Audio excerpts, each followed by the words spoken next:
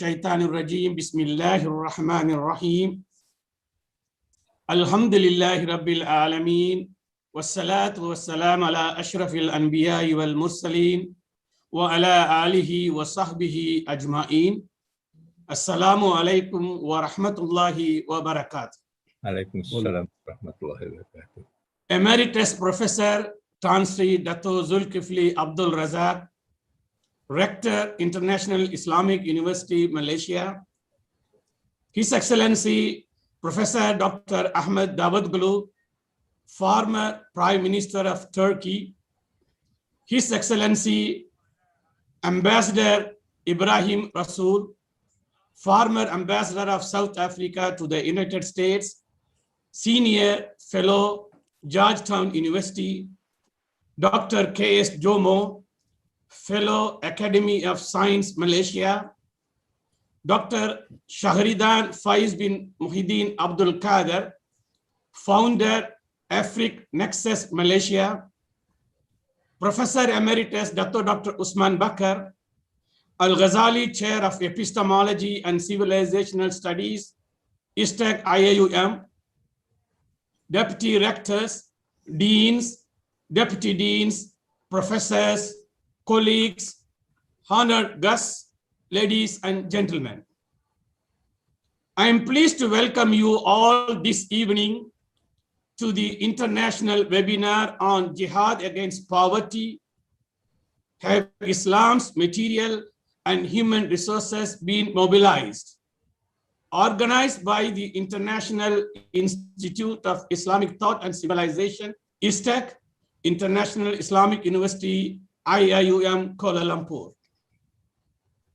The ISTAC is dedicated to engaging in advanced level study and research about Islamic thought and civilization at national and global levels to nurture comparative, cultural, and civilizational studies devoted to the renewal of Islam and human civilization. Its mission is to produce a new breed of academics and scholars who are multilingual and multidisciplinary in their expertise with knowledgeable understanding of the universal message of Islam for the advancement of Islamic thought and civilization, who can address new challenges and concerns facing the Muslim Ummah and humanity, which will enable meaningful living in the 21st century globalized world. Today's webinar is going to discuss the topic Jihad against poverty, with the subtopic, have Islam's material and human resources been mobilized? The main topic, Jihad against poverty, is not new. Many people have used the phrase, especially economists, political activists, social workers, academics, and religious authorities. Other words that convey the same meaning are also used, perhaps more often used than the word jihad. For example, the words, the fight against poverty, or the war against poverty. However, the implied meaning in all these words, jihad, fight, and war, is the same. Poverty is portrayed as a kind of social enemy that needs to be defeated or conquered.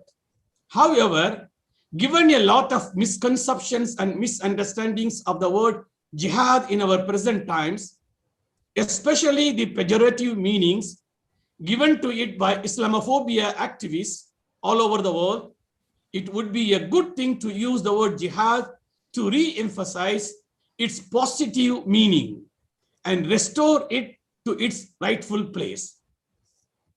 By associating the word jihad with poverty, we are helping to project jihad as a noble and honorable struggle in the sight of God and the sight of man. Poverty is a perennial issue. It is a societal problem which is multi-dimensional. So, talking about jihad against poverty is always a good thing. But for ISTAC and IAUM, there are particular reasons we are organizing this webinar on the topic of poverty.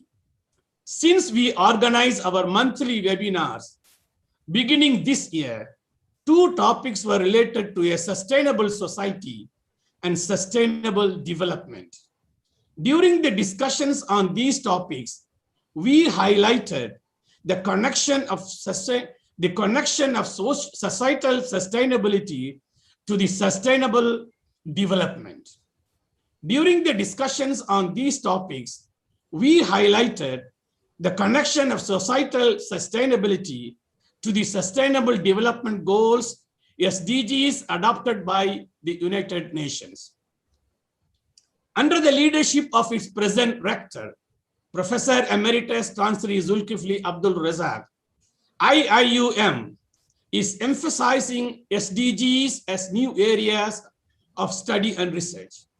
In line with this policy, ISTAC as a postgraduate center dedicated to studying and researching Islamic thought and civilization feels that it could help the university provide an Islamic critique and appreciation of the SDGs. Given this background, ISTAC notes that the first SDG adopted by the United Nations pertains to poverty. The second SDG is closely related to the first, since it is about ending hunger and providing food security. The first SDG is stated as follows: end poverty in all its forms everywhere. End poverty in all its forms everywhere. What this development goal means is that fighting against poverty is a global jihad that all must pursue if we want to attain sustainable development goals in our global society. So ISTAC feels that in support of this global jihad, it is only proper to help organize the various kinds of resources available to the Muslim communities at various levels, nationally, regionally, and globally. We are all aware that poverty is a widespread disease in the Muslim world. Hundreds of millions of Muslims in the world are afflicted with this disease. Muslims must realize that they have to bear the main burden of eradicating poverty from their respective communities. Now and then, it would be good to have a global discourse on the theme of jihad against poverty, mainly because it provides us with an excellent opportunity to compare notes on our successes and failures in this jihad. Nevertheless, I think we all have to admit that what counts most in this jihad is initiatives and efforts from the local communities themselves. In each community, a segment is in a position to help the poor and the have-nots. Enough has been said about Islam's position on poverty. We all know too well that Islam has enlightened teachings on poverty and social justice. Islam also has built-in mechanisms within its religious and social structure that would, in principle, be significant assets to the Ummah in its jihad against poverty. The Islamic world is not poor, but rich. So many questions have to be answered why, even though the Islamic world is rich, both in natural and human resources, rampant poverty fails to be overcome. For this reason, in this webinar, to the main topic, jihad against poverty, we have added a subtopic in the form of a question: have Islam's material and human resources been mobilized? We are, alhamdulillah, very fortunate to have with us a panel of world-class speakers whom we think would be able to answer the question we posed. The speakers are people with a great wealth of practical experience in dealing with issues of poverty at both national and international levels. Apart from the university's own rector, Emeritus Professor Tansri Zulkifli Abdul Razak, we have Professor Dr. Ahmed Davutoglu, former Prime Minister of Turkey, His Excellency Ambassador Ibrahim Rasool, former Ambassador of South Africa to the United States, Professor Jomo K. Sundaram, a former Assistant Secretary General of the United Nations, who is also a well-known economist, and Dr. Shahridan Faiz Mohideen, an international expert on economic development, who was recently appointed as an economic advisor to the Ivory Coast. I will say more about them when I introduce each of them shortly. With the expertise and experience that each of the speakers has, I have no doubt that we will have an excellent webinar by the grace of Allah subhanahu wa ta'ala. Without taking much of your time, let me end my welcoming speech by thanking you all for your interest and participation in this international webinar. Then I most respectfully call upon Professor Emeritus Tansri Dato Zulkifli Abdul Razak, Rector, International Islamic University, Malaysia, to share his thoughts on jihad against poverty. Have Islam's material and human resources been mobilized? Tansri, you are welcome. Okay, thank you very much, Professor Tamim. Bismillahirrahmanirrahim. Alhamdulillah Rabbil Alamin. Wassalatu wassalamu syafil anbiya mursalin. Wa ala alihi wa sahbihi ajma'in. La hawla wa la quwwata illa billah. Excellencies, distinguished speakers, brothers and sisters. Alhamdulillah, Tamim has always put me on the spot each time he has this webinar. Since he started early this year. But I must congratulate him. I think as we move from one webinar to another webinar, the kind of discussion, the depth of discussion, and indeed the list of panelists that are involved are indeed very, very enlightening and very, very esteemed. So I am very proud to be part of this. But I must also confess I'm not an economist. Neither do I have an extensive work on poverty, although I do share the sympathy of what poverty is all about. So my presentation today is basically just a kind of a global view of what I think the problem is all about. And I will take you through, inshallah, a kind of a pictorial journey of what poverty is all about from my standpoint, looking at the ideas of how Islam is involved, and particularly Muslim in this particular context. Yeah, I will try and give you a kind of an overview of what this is all about, if I can get the slides going. Okay. Now, I want to contextualize this in a kind of a human development, although it is a little bit dated, but I don't think it has changed very much over a period of time. And if you look at the kind of a world that we've got today in terms of human development, but this is where the university comes into picture, when you talk about education as humanizing education, to bring back the human being as far as education is concerned, not just within the economic sort of realm, but the total sort of perspective of what Islam wants a human being to be, a balanced, a harmonious, a sympathetic, empathic human being as such, right? But if you look at this map, and we see there is a kind of a divergence as far as human development is concerned. And if you want to see where Islam is, I would like to borrow this map from the Christian evangelist that talks about window 40-10.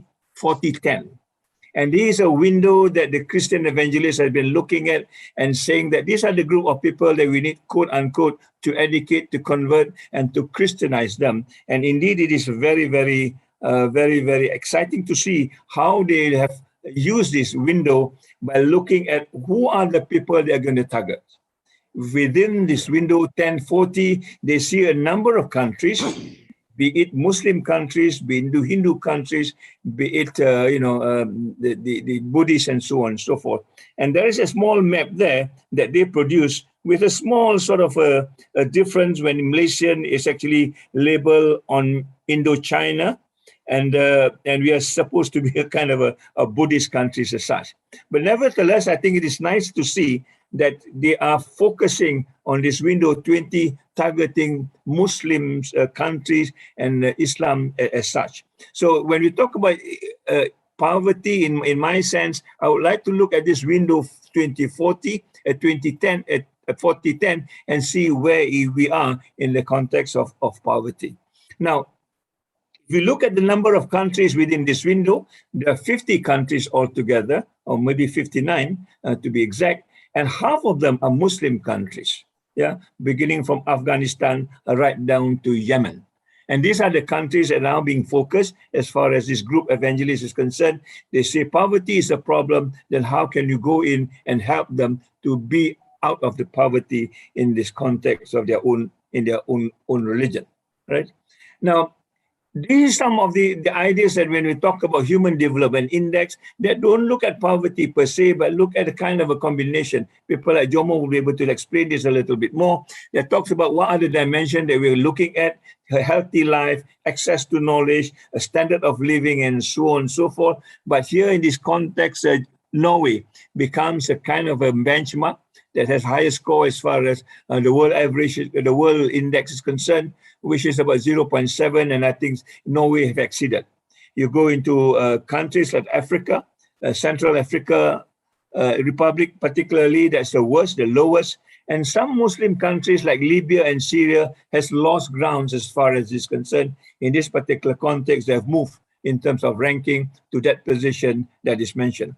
So here again, we can see, if you look at the window, when we talk about the 40-10, you can see again, these are the countries that have got a poorer scores as far as the HDI is concerned. Now, when you look at human poverty, you can see now how this diagram has been sort of distorted. That window to 40-10, you can see now the northern part of Africa, India, and maybe slightly in Southeast Asia, how this has been distorted to show that the kind of poverty that has been plaguing this part of the world. And particularly, again, it is Islamic sort of countries and the Muslim in particular. And associated with that, deficiency in food is one example. When you talk about deficiency of vitamin A and look at the death rate, you will see that that particular map of Africa, again, is very much distorted as compared to India in this particular case. Meaning to say, when you talk about poverty, you also need to talk about nutrition, you need to talk about quality food, and so on and so forth. I remember the last, a column that Jomo has been writing about a food system internationally as such, right? Again, when we compare this to diseases, and there is one particular disease, on yellow fever, for example, you find that the whole of Africa has been distorted altogether. Again, it gives an example how diseases and poverty are interrelated and distort the whole picture of what we call poverty as such. And it's a complicated sort of presentation, as Tamim has mentioned. When you talk about poverty, it's a multiple dimension, and this is one of the dimensions that we talked about. Yeah, the multi-dimensional poverty index that talks about health, education, and standard of living. Again, when you look at this window 40-10, you can see again how Africa and how the Middle Eastern in part of Southeast Asia has been distorted, where they talk about 1.3 billion people are living in this kind of a multi-dimensional poverty. I would not pretend that I know all of this, but certainly it is not a very direct, it's not a very simplistic sort of solution when you talk about poverty as a whole. Now, poverty in education is something that we are very interested in. Again, this map tells us the same pattern within the window 40-10, the same pattern, the same country almost, where we talk about North Africa, Middle Eastern, and part of Southeast Asia being involved as far as. You can see this pattern being repeated, and I am not surprised that these are the issues that are interrelated. When you talk about absolute poverty, where we talk about people living in less than $1.90 US, and talks about the food, shelter, and water, which is what now the COVID is telling us as far as the problem is concerned. We find again, the poorest country are in this part of the world that belongs to this window 40-10, right? Uh, Refugees, this is something again that I bumped into. When we talk about refugees, we thought refugees are taken in many of the developed countries, but this particular what called information tell us, as far as 2018 is concerned, most of the refugees goes to Muslim countries, which are already dire in terms of poverty. We talk about Turkey, we talk about Pakistan, Uganda, Sudan, Iran, Bangladesh, Jordan, Lebanon. These are so-called the top 10, among the top 10 countries where refugees flock, and making poverty a more dire problem in these particular countries that's already facing poverty as it is. Yeah. The last few slides I've got is just to see how do you connect this to this whole question of jihad and the whole question of humanity as such when we talk about poverty. And I like to quote Nelson Mandela, maybe Ambassador Ibrahim is used to this. Overcoming poverty is not a task of charity. Many of us tend to look at this charity where we give money away and thought the problem will be solved. He says it is an act of justice. Like slavery and appetite, poverty is not natural. It is man-made. I think I want to emphasize that. We make it, and therefore we can actually solve it. And it can be overcome and eradicated by the actions of human beings. I guess this is where the word jihad comes in, that we need now to actually work together and how to overcome this, a man-made problem that we can now resolve it if we have the will to do so. Now, this is where I think the sustainable development goal comes in. When we talk about humanity working together, one of the platforms that I think is available now is to talk about the 17 sustainable development goal. All are interrelated. We cannot talk about poverty without talking about education. We cannot talk about the education without talking about, development per se and so on and so forth. How do you connect all these dots so that finally we arrive at a solution that poverty can be tackled as a comprehensive solution rather than a solution that is on its own? Before that, just to remind ourselves, this had been attempted since year 2000, when you have the Millennium Development Goal before the Sustainable Development Goal, where this idea of goal number 1 and number 2 were combined together by saying to eradicate extreme poverty and hunger. But then this is not successful, and therefore we move into the Sustainable Development Goal with the idea of trying to end poverty in the 2015. Certainly we have failed. And therefore, this unfinished business of trying to eradicate poverty beyond 2015 is still a struggle that all of us have to go through, although we know now this is a solution, this is a problem that has been there for the last 30 years when it was first talked about, I think, in 1987, when Brunton's report came out talking about sustainable development, poverty being one of the main areas that we need to target. So we are still a long way away as far as this is concerned. And this is just to show the kind of continuum that we started with the Millennium Development Goal, looking at this dimension of bringing back dignity to human beings. To bring back dignity means to end poverty, to fight for equity, and all the things that we talked about just now, how to make the total human being, not just from the economic point of view, but the whole human being to be respected, to be dignified, and also to live as a kind of a human person throughout the world with the same equity rather than with the disparity that we see now. So very quickly, when you talk about global sustainable development progress, there you are. I have the window of 40-10 again. And you can see again within that window, most of the performance of a sustainable development goal that is not really up to mark are within the same country. Although North Africa do slightly better compared to Central Africa and South Africa per se, but yet overall, these are the countries that have got issues that need to be tackled, even in the context of sustainable development, which hopefully will lead to a solution on poverty, hunger, and so on and so forth. To be very exact about it, you can see now which are the countries that are actually using more than they can afford in terms of biocapacity. All right, United States is for sure. All right, most of part of Europe is for sure, but you'd be surprised to see even the North African state, even the Middle Eastern African, Middle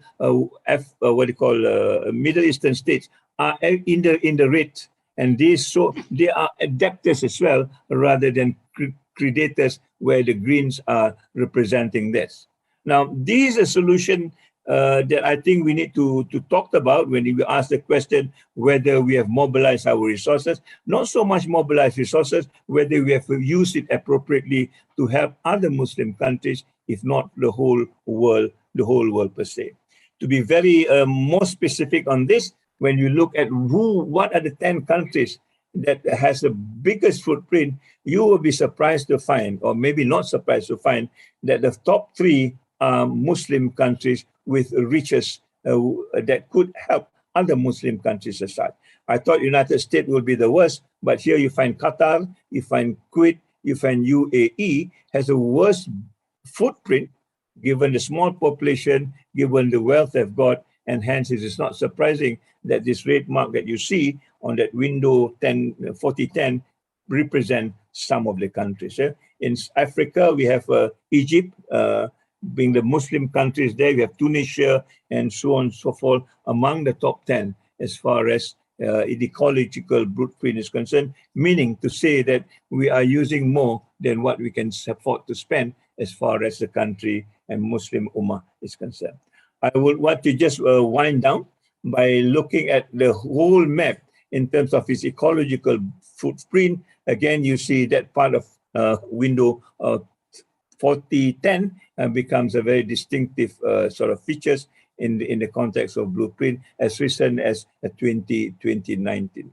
So when you want to understand poverty, at least from my point of view, being not an economist, it is rather a very complicated issue, multi-dimensional, and I'm sure some of the panel members will be able to crystallize this out. But for me, it is going to be a difficult struggle if you do not understand the whole scenario of what poverty is all about. We have not talked about poverty in terms of spirituality. We're not to talk about poverty in terms of values. Yeah, the intangibles poverty that we are also suffering it. We are just talking about poverty that could be measured.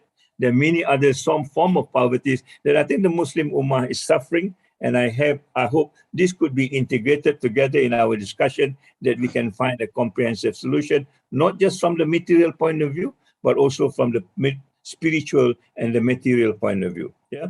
So we want to look at the post-conflict issues now in many of these Muslim countries. Here it says the first challenge is again to fight poverty and inequality. There's no getting away from this whole idea of how to alleviate poverty, how to bring back equity before we can even have a decent life or a decent living standards in some of the countries. We just want to push a little bit on whether we are going to be difficult for us with the COVID-19. Here it says that 500 million people is now moving into poverty. And if you look at the Middle East and North Africa, the numbers are not small, right? Of course, certain parts of Asia, again, the numbers are there. And these are compounding issues, I thought, when we talk about poverty moving forward. And if you want to look at the number, the kind of countries, I think out of there's so many Muslim countries that are really involved in the poverty as COVID-19 continues to be unabated in many of these countries without vaccines, without the proper healthcare, and so on and so forth. So my take on this, I think it has to be done comprehensively, and I'm not too sure how we can do this. I hope the panel can enlighten us. This university is very much prepared to take on whatever is possible to make sure poverty is eradicated as much as we could within the means that we've got to ourselves. So thank you very much, Professor Tamim. I hope this very sketchy sort of global outlook will give us some indication of where we are and how jihad could be situated in these issues that we are facing and confronting today. So wabillahi taufiq wa hidayah. Assalamualaikum warahmatullahi ta'ala wabarakatuh. Thank you very much. Thank you very much, Professor Emeritus Chansri Dato Zulkifli Abdul Razak, for your clear and thought-provoking presentation. Inshallah, we will discuss at the end when we have questions from the audience. Thank you again very much for your presentation, Tansri. I know you are very busy. It is not that easy to get you. You have so many webinars every day. Alhamdulillah, you have given us your precious time. With this, we move on to our respected Professor Dr. Ahmed Dawud Gulu. Dr. Ahmed Dawud Gulu received his PhD in political science and international relations from Bosphorus University. He was a former associate professor in political science at the International Islamic University, Malaysia, which he joined in 1990. He helped establish the Department of Political Science at the university, which he chaired until 1993. Upon returning to Turkey, Dr. Ahmed Dawud Gulu taught at Marmara University's Institute for Middle Eastern Studies and became professor and head of Department of International Relations at Beykent University, Istanbul, between 1999 to 2004. He also taught at the Military Academy and the War Academy. Following the November 2002 elections in Turkey, Dr. Ahmed Dawud Gulu was appointed as chief advisor to the Prime Minister Tayyip Erdogan, an ambassador at large, post which he held until his appointment on May 1, 2009 as the Minister of Foreign Affairs of the Republic of Turkey. On August 27, 2014, he was appointed as the 26th Prime Minister of Turkey, replacing Mr. Erdogan, who became the 12th President of Turkey. Dr. Ahmed Dawud Gulu was Prime Minister until May 2016. During the period he was Prime Minister, he was also the elected leader of the Justice and Development Party. Dr. Ahmed Dawud Gulu has published several books and articles on foreign policy in Turkish and English.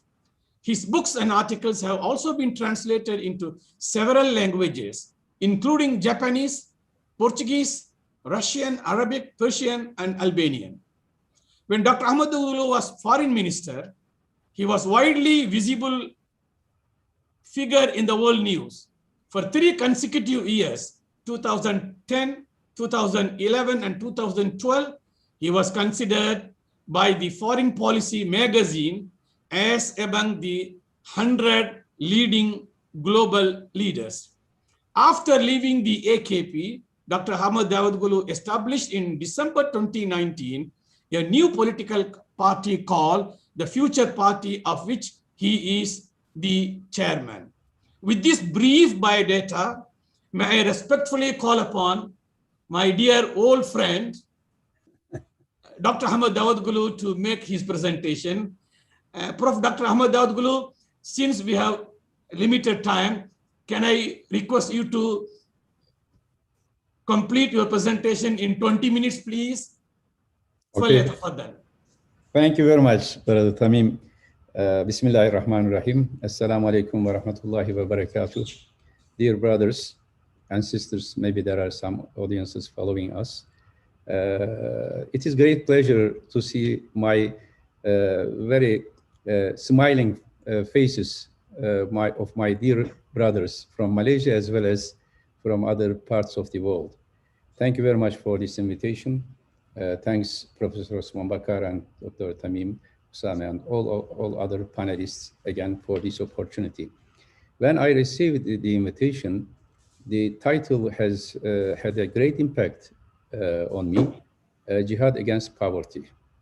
Yes, as it was already said by Brother Tamim, Jihad has to be used in all fields of life and should not be just concentrating on practical issues, but in all social life. And therefore it is an important forum to discuss the details and to answer certain challenges in front of us.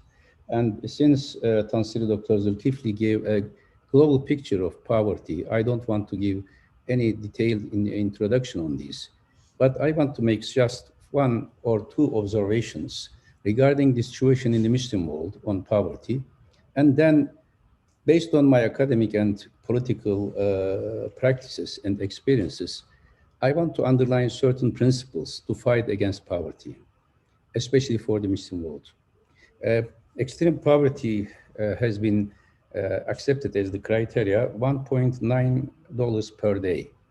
And according to, I don't want to give the details, it was very well given by Professor Zulkifli, but after the Millennium Development Goal, there has been an improvement globally, everywhere in the world, in positive direction. The percentage of extreme poverty based on this criteria 1.9, before it was 1.25, 36% of world population in 1990 was under poverty. Now, in 2015, it has decreased to 14.5%. Now it is even around 10%. According to the 2015 goals for 2030, there is a plan to end all poverty in all its form everywhere in the world. And for this, according to UN statistics, there is a need of 116 billion investment per year, and as cash transfer and investment 151 billion, totally 267 billion. So around 700 million people now is under extreme poverty line today. And this positive trend has been changed during COVID. In last 2 years, especially last year, there is a negative trend of increase of poverty. When we come to the Muslim world, we don't have such a nice picture. Unfortunately, we have to accept this reality. Today, 50% of all all people of humanity living under extreme poverty are in the Muslim world. So 50% those who have 1.9, less than 1.9 dollar per day, they are in the Muslim world. 25 member countries out of 57 are in sub-Saharan Africa, and 17 of them are among the least developed countries. In 2010, I was the co-chair of least developed countries in UN. And the least developed countries summit was conducted. I especially invited all the least developed countries leaders, ministers to Turkey in 2010-11 to discuss least developed countries issues. Many of them were from Muslim countries, unfortunately. And in 2015, when we organized G20 summit in Turkey, we especially made a special occasion to bring least developed countries with G20 leaders, so that to create a global awareness of poverty. So the leaders of the richest countries and the leaders of the poorest countries came together just to get the attraction of the humanity to this issue. And unfortunately, many of these are from the Muslim world. Again, 20%, 1/5 of every Muslim lives in poverty line. 20% of Muslim population today is under extreme poverty, which means we have 25% population of the humanity. Out of these, we have 20% of extreme poverty is in the Muslim world. Although we have 25% of the population of the humanity, our total GDP is 9%. It was also, the title was interesting. Is it because of the lack of natural resources in the Muslim world? No, we are very rich. We are in the richest zone of agriculture. We have all the sea roads the sea roads in the globe, mainly to Muslim countries. Oil, natural gas, everything is available there. But our total contribution to GDP of the world is just 9%. We have to face these realities, unfortunately. And actually, recently, there is an even more threatening trend in the Middle East. The extreme poverty rate in 2015, it was 3.8% in the Middle East. Now it is 7.2% because of the crisis in Syria and Yemen. So when there is an improvement of poverty, fighting against poverty in the global sense, in the Muslim world, unfortunately, the trend is not in that direction. And is there a just distribution of wealth in the Muslim world? Unfortunately not. From $1,048 PPP to $126,598. This is the range. The lowest GDP is 1,048. The highest Muslim country has 126,000. 7 high-income countries we have, according to UN criteria: Bahrain, Brunei, Kuwait, Oman, Qatar, Saudi Arabia, and United Arab Emirates.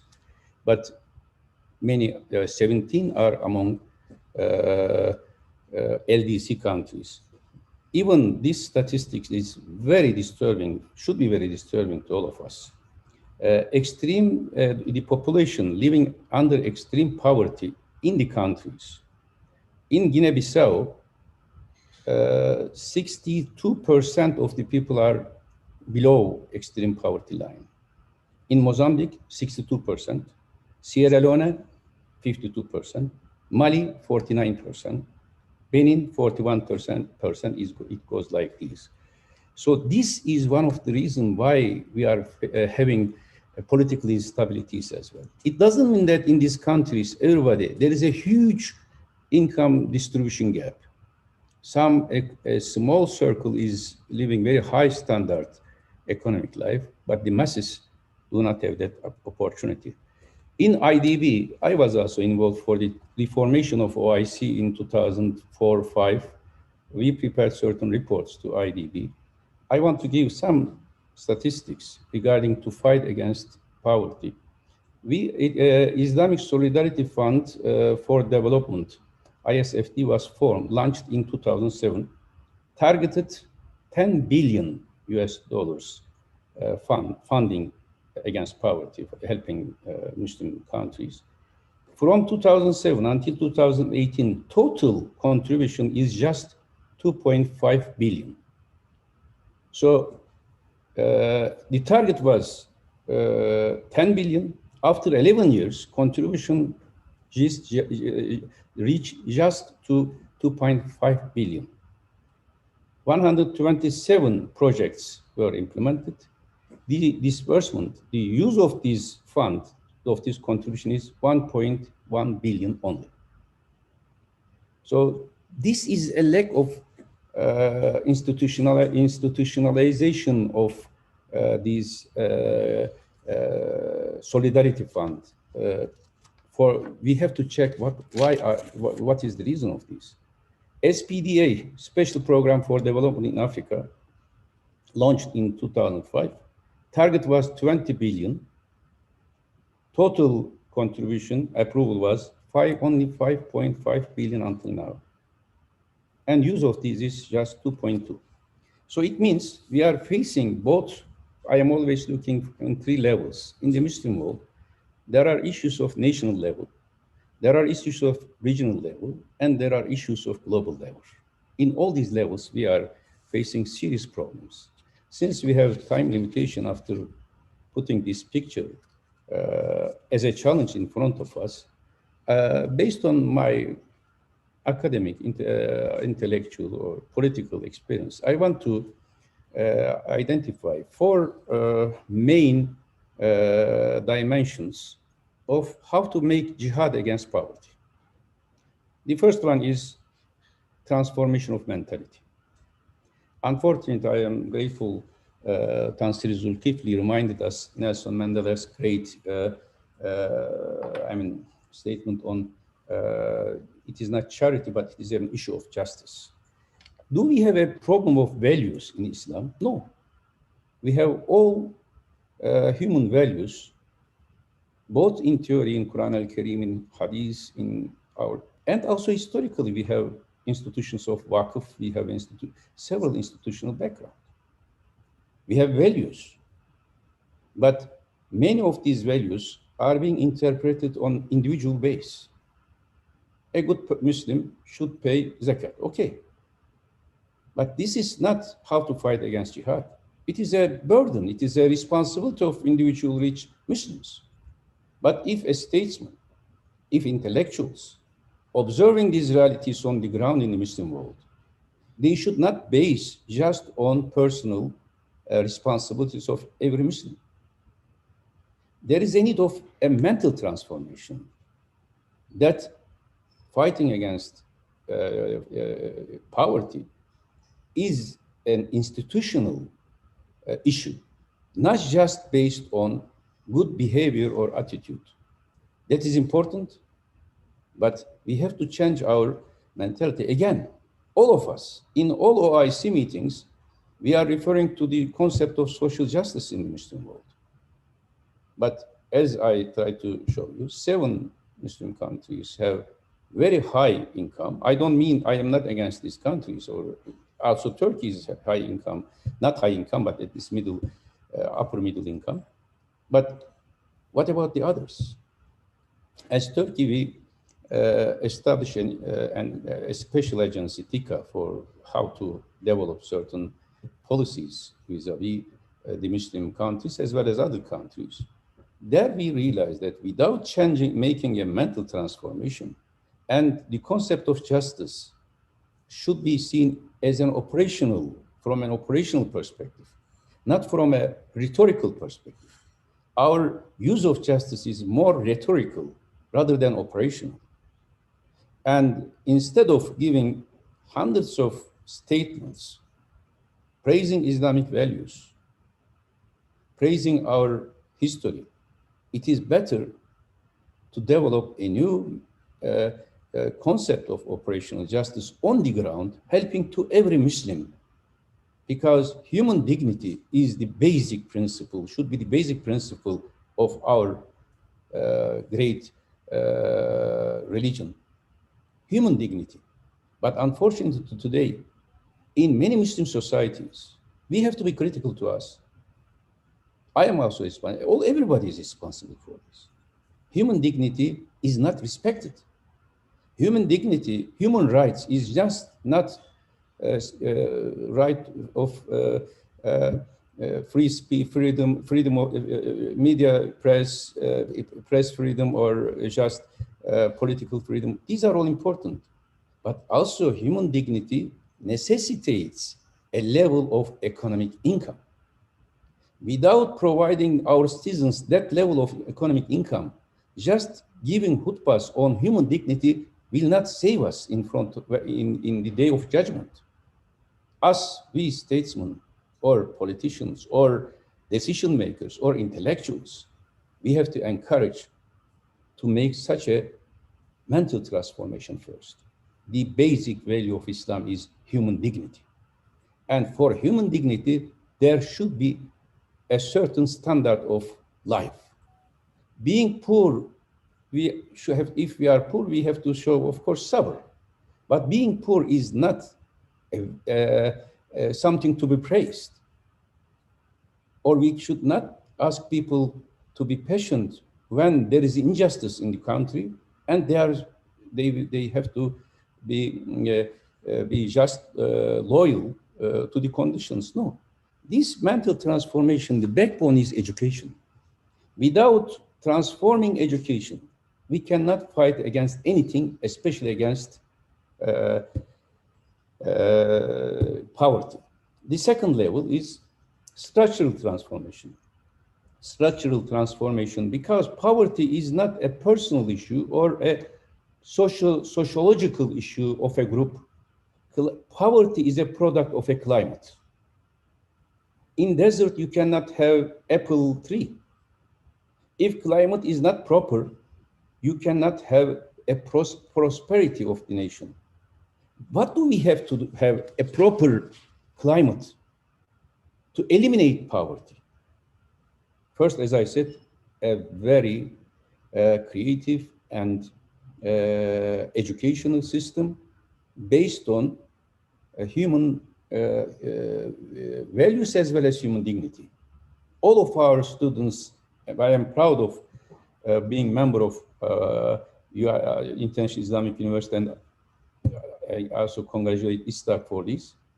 But we have to develop the personalities of our students, young generation, not just to obey, but to be creative. But for this, we need to have political instability.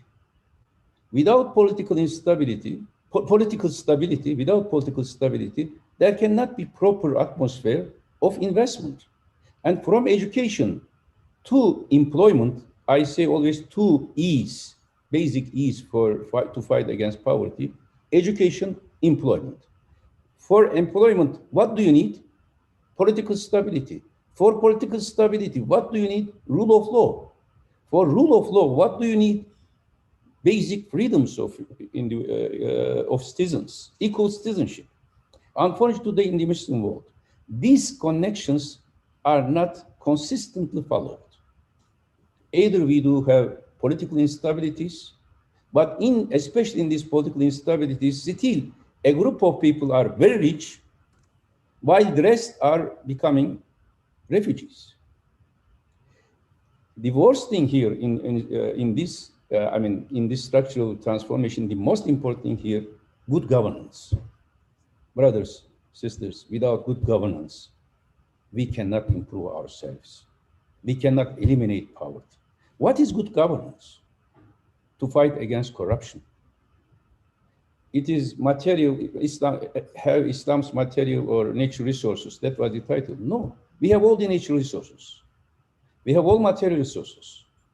Why we are not able to transform these to a high income level, per capita level in the world? Because our resources has been exploited by sometimes by a person, sometimes by a group, sometimes by a tribe, sometimes by an ethnicity or sect. Today, also experiencing, in our case in Turkey and also everywhere, when we started our government in 2002, we said we will fight against 3 Y in Turkish is Y: poverty, corruption, and restrictions. So freedom, clean society, clean politics, clean economics, and prosperity are interlinked. If you have corruption, even if you have the richest resources in material sense, people will not get benefit out of this. Only a group of people who is a corrupt elite will use this. So good governance is the basis of structural transformation to make jihad against poverty. If there is no good governance, if there is a corruption, even every day, if we raise our voice of Muslim Islamic values and praise them, we will not be able to eliminate poverty. Even if all individual human beings, citizens, distribute zakat to poor people, it will not be enough, because no individual asset can be more than the treasure of a nation. So today, unfortunately, what I observe, not everywhere in the Muslim world, the basic illness, the basic virus, the basic pandemics in the Muslim world is corruption. Allah subhanahu wa ta'ala gave us the best resources. But some people say, these resources belong to me, my family, my sect, my party, my ethnicity. Then poverty is compulsory for the rest of the other people. So structural transformation, what we need: transparency, rule of law, accountability. Why do we need this? Because investment can come only if you have the rule of law. Without rule of law, without transparency, a rational investment will not come to a country. Why today many, even if you want to help, to be frank, when I was Minister of Foreign Affairs, Prime Minister, we allocated hundreds of millions to Muslim societies in Africa. But when we check later, sometimes it is wasted. But just one project I will give you as a great success story. We allocated just 100 million euros to Bosnia-Herzegovina. I have spoken with Serbian leaders as well. And in the eastern Bosnia, under Serbian occupation now, Srpska Republika area, we declared as Turkey, we will provide you 100 million euros. If any Serb or Muslim Bosniak make an investment for the return of Bosniaks back to this region, we will give this money. We put certain conditions, and many Serbs applied, and we gave money. Not for what? In order to bring Muslims, Bosniaks, to this area where they lived before the war, just to prevent demographic change. And thousands of Bosniaks came back to Eastern Bosnia. For example, there we were able to make this. I want to congratulate UAE. I saw him yesterday. I want to praise one of my students in UAE, Amir Bukvic. He was the chairman of BBI, a financial bank without interest, Islamic bank. From Ziraat Bank of Turkey, we transferred money to this BBI, and he managed this distribution of this money in a transparent manner. And it became a success story. I am just one giving.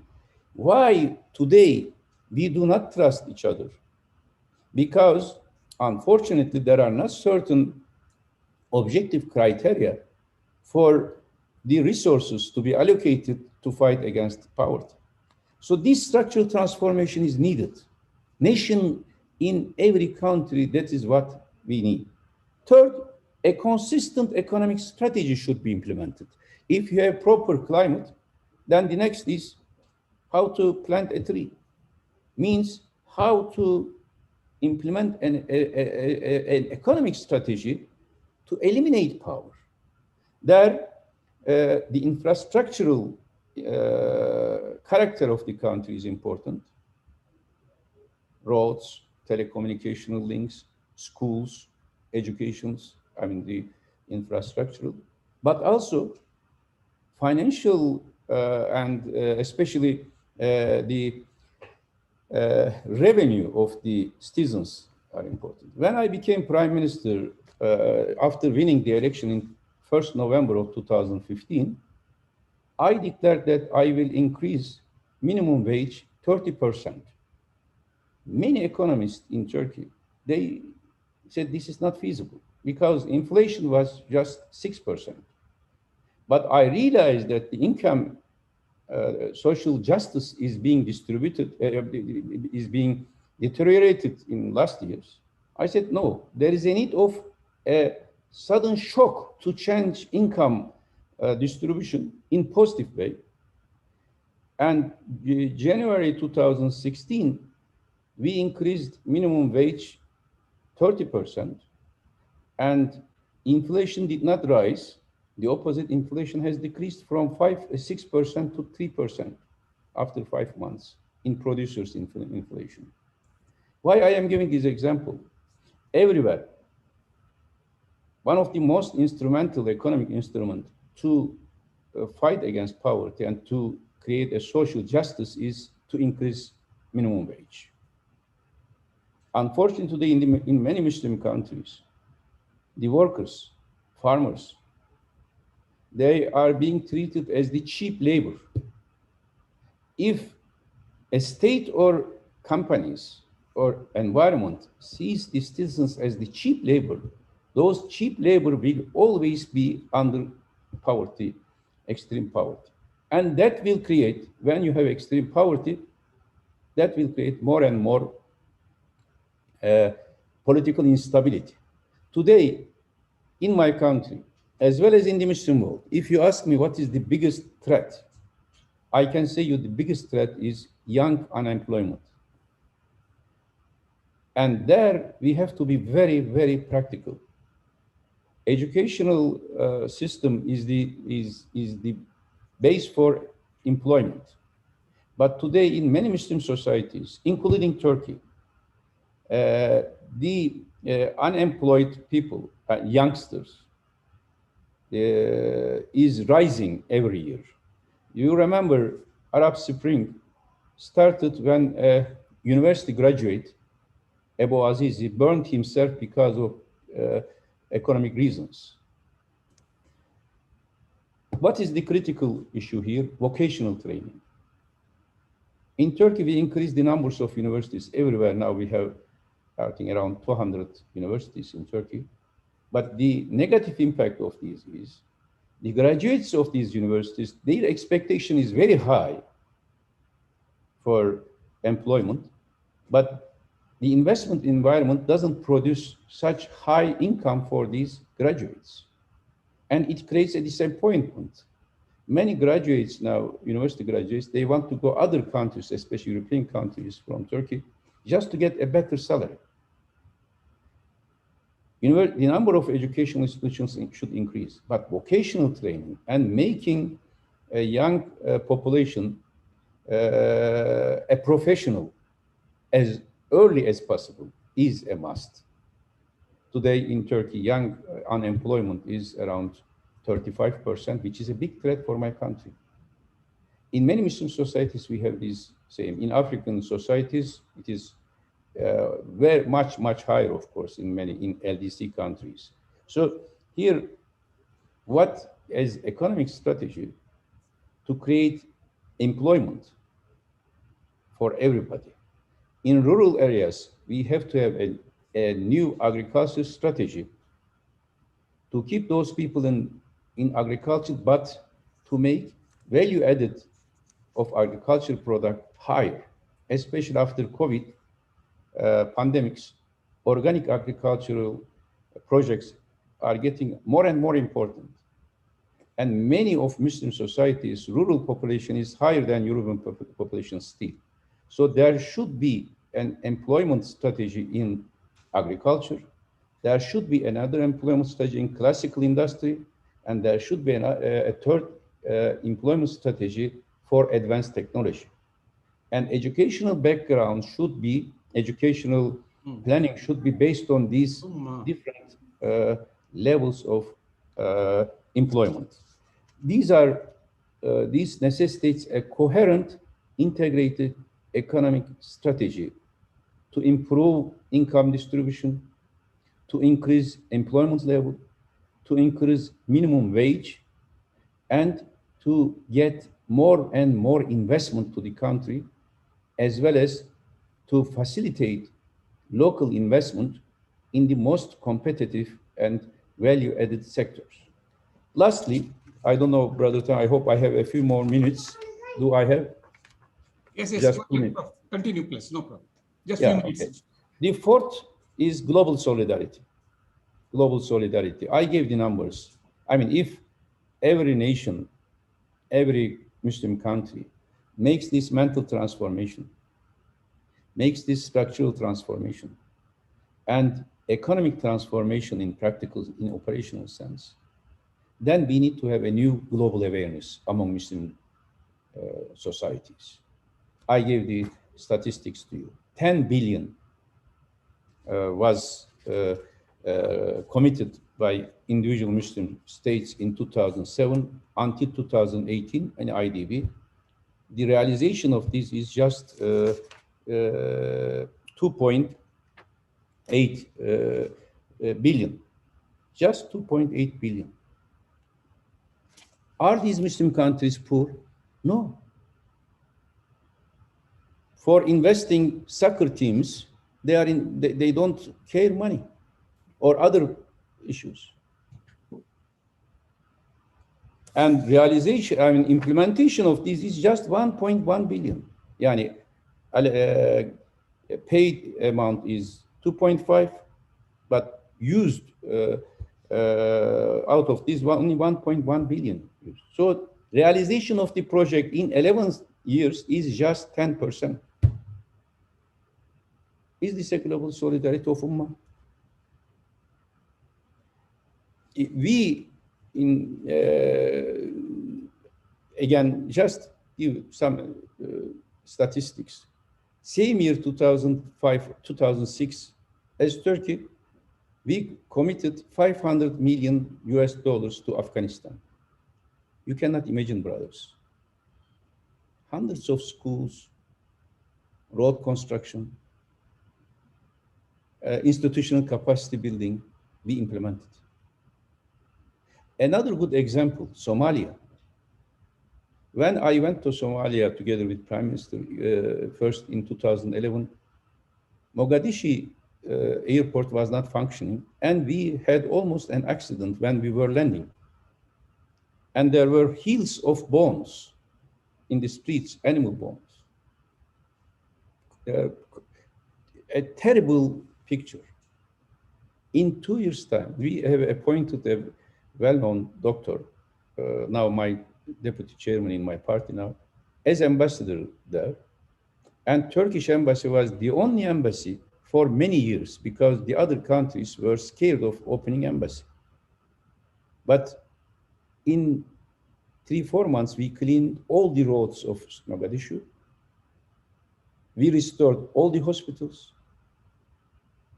And we built new institutional capacities.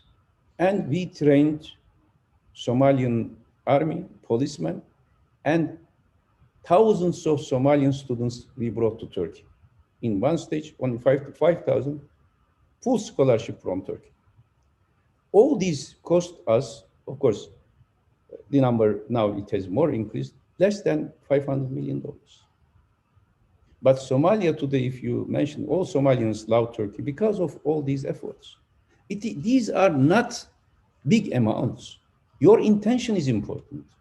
Your professionality is important. But unfortunately today, many Muslim countries, when they are helping to other countries, they are helping as if it is a charity and to make them loyal to them. No, all Muslims have human dignity. When we help a Muslim, we cannot expect loyalty to us. Let them raise, let them strong. We have so many examples like these in last 10, 15 years. What I learned from all these practices, among the Muslim masses everywhere, from East Asia to West Africa, everywhere, there is a strong commitment of Ummah. When a Turkish investor or Turkish social worker goes to Africa, they are not treated like a British, a German, a Chinese. They are welcomed. That sense of Ummah, which is widespread everywhere, should be transformed into a operational, professional, integrated strategy of global solidarity. Without that, we will develop more and more slogans, but poverty continue to be everywhere. So the sense of global solidarity is not a matter of rhetoric, is not a matter of statement, is not a matter of high slogans. It is a matter of practice. It is a matter of sacrifice. And for this, again, the main principle, which even for this global solidarity, transparency, transparency, transparency. Islam, as the basic political, economic, social value of Islam for me is transparency. Because Allah knows us all. We are transparent in front of Allah. We cannot hide anything. This is our belief. We have to be same to other human beings. Without transparency, there will be corruption. When there is a corruption, there will be misuse of natural resources. When there is a misuse of natural resources, there will be poverty. When there is poverty, there will be political instability. When there is political instability, there will be terror and violence against each other. So we have to break this line of share, let me say, with a new one.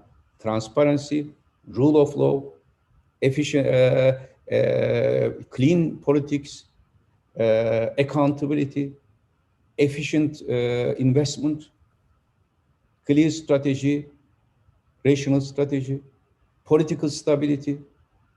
And in such a society, there will be no poverty and there will be no political extremism. This is basically where we are. Last point regarding refugees. Yes, Turkey suffered a lot. Turkey has the biggest refugee now in the Muslim world, even in the world. But just now we had in our executive board meeting, we discussed there are certain provocations in Turkey against refugees coming from Syria, from Afghanistan, etc. Because everybody is not looking to this group of people from Islamic perspective. There are several different political trends, nationalistic trends, far-right nationalistic trends. They don't accept refugees. But it is a success story for Turkey. This is not state. This is societal level, I will say. I was in Kilis last month. Kilis is the neighboring town to Syria. And now in Kilis, 60% of the population are Syrian refugees, 40% are normal Turkish citizens, former residents there. But they are living in peace. Alhamdulillah, this is because of the spirit of Ansar and Muhajir, but at the same time, because we allocated significant resource to take care of refugees. Because we didn't see them as foreigners. This is a border, yes. The other side was our territory 100 years ago, and they are relatives. So if we do not have this understanding, if we have micronationalism, if we see beyond territory people as a burden or foreigner, we cannot help other Muslims, we cannot end poverty in the neighboring states. Rich neighbor is an asset for everybody. No Muslim country should prefer a poor neighbor next to it, just to compete against each other. But unfortunately, in many Muslim countries, people has this global spirit of global solidarity, but nations, I mean the leaders, political elite, some social economic elite, they see the other side rivals rather than brothers and sisters. Now it is time to raise up for all of us to make a transformation of mentality, transformation of institutional structure, transformation of socio-economic policies, and putting a new essence to global solidarity. Thank you very much. Thank you very much, Dr. Ahmad Davgulu, for your enlightened presentation on our topic, which is jihad against poverty. You have given many practical solutions to overcome this pandemic. Inshallah, we will try to articulate more after this. With this, we move on to the next panelist, who is none other than His Excellency Ambassador Ibrahim Rasool, to give you a brief background about our beloved ambassador. Ambassador Ibrahim Rasool is a native of South Africa and a member of the Malay Indonesian diaspora in Cape Town. He studied at the University of Cape Town, where he received a Bachelor of Arts degree in English Literature and Economic History, and a higher diploma in education. He has been conferred with honorary doctorates by the Roosevelt University in Chicago and Chatham University in Pittsburgh. He is a senior fellow at both Georgetown and Rutgers universities. He was South Africa's ambassador to the United States from 2010 to 2015. Ambassador Rasool was a former member of parliament in South Africa's National Assembly and special advisor to the state president, Kgalema Motlanthe. In South Africa, he is fondly remembered as the premier or governor of the Western Cape province, a socially fragmented province which he sought to transform into a home for all. Ambassador Rasool has a long history of involvement in the anti-apartheid struggle, starting at high school in 1976 and including leadership in the United Democratic Front, UDF, and the African National Congress, ANC. The struggle led him to imprisonment, where in 1987, at Portsmouth Prison, he met Nelson Mandela for the first time. Ambassador Rasool is the founder of the World for All Foundation, which is active in rethinking the intellectual tools for cooperative relations between faiths, cultures, and communities at a global level, and establishing dignity, inclusion, and equity for those marginalized and excluded. He is also the founder of One Africa Institute that fights Afrophobia and advances African growth and cohesion. Ambassador Rasool has been the recipient of a number of awards, including the Nelson Mandela Award for Health and Human Rights, presented to him by the Kaiser Family Foundation in 1998, and the Indonesian Diasporian of 2012 award by President Susilo Bambang. Ambassador Rasool has written books, book chapters, and opinion pieces. One of his noble writings is titled Developing a Sustainable and Strategic Response to Islamophobia, Lessons from South Africa's Anti-Apartheid Struggle, published in 2018. He has been a regular feature in such medias as CNN, Al Jazeera, BBC, Fox, MSNBC, CGTN, The African World, and SABG, giving comments on various issues. With this brief background, may I respectfully call upon Ambassador Ibrahim Rasool to make his presentation. فليتفضل His Excellency. Jazakallah khair. Bismillahirrahmanirrahim. And to this distinguished panel discussion that you have put together as ISTAC and the IIUM, this great minds that have gathered on this very important topic, I say to you and to all the audience that is there, Assalamu alaikum wa rahmatullahi ta'ala wa barakatuh, and good morning in the West, good afternoon here where I am, and good night out there in Malaysia. I want to gladly pick up where Professor Ahmad Davutoglu left off when he warned what the price was of poverty. It is instability, it is conflict, and it becomes a vicious cycle. I speak to you now from South Africa that is in the aftermath of angry riots and looting that took hold of our country for a great week, and it took only the mobilization of the army in order to bring calm and to bring stability, but the irreparable harm to the economy is going to be felt in the years to come. It is a South Africa that has had this uprising in the last month because of the color-coded poverty that we still experience from the apartheid baggage, because of the pre-COVID recessions where we have seen downgrades of number of factors in South Africa. It has been exacerbated by the COVID assault on both lives and livelihoods, with unemployment today under COVID moving up towards 50% amongst the economically active population.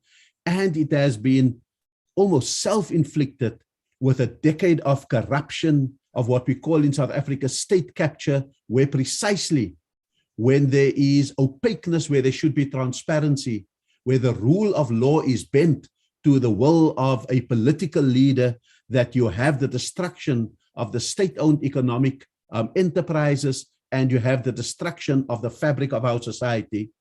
But now, we have also seen that when you take action against the corrupt, they do desperate things in order to stay out of prison, to remain unaccountable, and to enjoy what they have received as the proceeds of corruption. And it is that populism that have unleashed a criminal element amongst our people, so that behind that, they would hope that they can foment an insurrection against the state. And so there will always be sections of the poor who will be available for mobilization because of the wretchedness of their lives. We have seen this in the Arab Spring, and Professor Davutoglu has reminded us that it was a young person, Muhammad Bouazizi, who literally sparked the Arab Spring in Tunisia and ignited the disaffected young people in Egypt who had seen the removal of subsidies on bread and so forth. We have seen the lifting of fixed employment for university graduates, and who have seen the deregulation of prices, such as the prices of fuel, and they became the driving force for the Arab Spring. And today, under COVID, we live in a dangerous world in which countries like South Africa, the least developed countries that Professor Davutoglu speaks about, hover between being fragile and being failed, and hover between stability and conflict. And therefore, these can often be quelled temporarily with authoritarianism, but they lay the foundation for long-term instability. And so I think that this intervention by the IIUM and ISTAC is a timely one in order to look at the jihad against poverty. The invocation of jihad is absolutely crucial, as many people have said, and I won't go into detail with it, because it is critical for us to appropriate the term jihad for a good purpose and to give it a new meaning to Muslims firstly and to the world secondly, because Islam, with the violent connotation of jihad, is a loser in the public imagination and in the global imagination because of A, misunderstanding, and B, misuse from amongst ourselves. And we restore through this the multidimensionality of jihad as a notion of relentless struggle and effort to distinguish it from qital, fighting, and harb, war, and to apply it to contemporary challenges. And it's embedded in the ahadith in which the Prophet ﷺ has said that one who strives for the widow and the poor is like the one who performs jihad fi sabilillah, struggle in the way of Allah, and it is like someone who spends the night in prayer and the day in fasting. So jihad against the poor is not an invention of clever people like yourselves. It comes from the very hadith that jihad is to be of service to the poor. And so we need to popularize this for ourselves, and we need to direct the energies and the resources of Muslims towards that. If it is true that the Islamic world is not poor, then the question that we must ask is the Ummah poor? And I do think that we have had Tansri Abdul Razak give us a sense of it, and then it was underpinned by Professor Davutoglu to show that the Muslim world may be rich, but the Ummah in large parts is poor and poverty-stricken. And so broadly speaking, we are 31% globally if I count in the large minorities in India and China, to the 25% that reside in the OIC. But we are diverse with ethnicities, with geographies, with languages, but we are also diverse economically, and I won't repeat what has been said before. And the glue that holds us all together across our diversities is the glue of Islam. But within this glue of Islam, there is also inequalities between Muslim countries and within Muslim countries. And so the reality is that about 30% of the Ummah would be below the internationally defined poverty line, and we may add another 20% that may live precarious existences.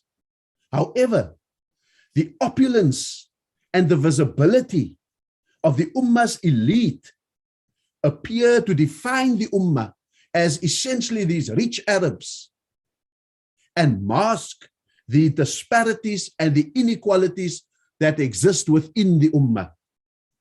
And therefore, for example, and it's been shown already, you can have a GDP per capita of 126,000 in Qatar and only about $800 in a place like Niger. And so the extreme poverty that is being masked by the opulence in certain sectors would be in sub-Saharan Africa, South Asia, and Central Asia.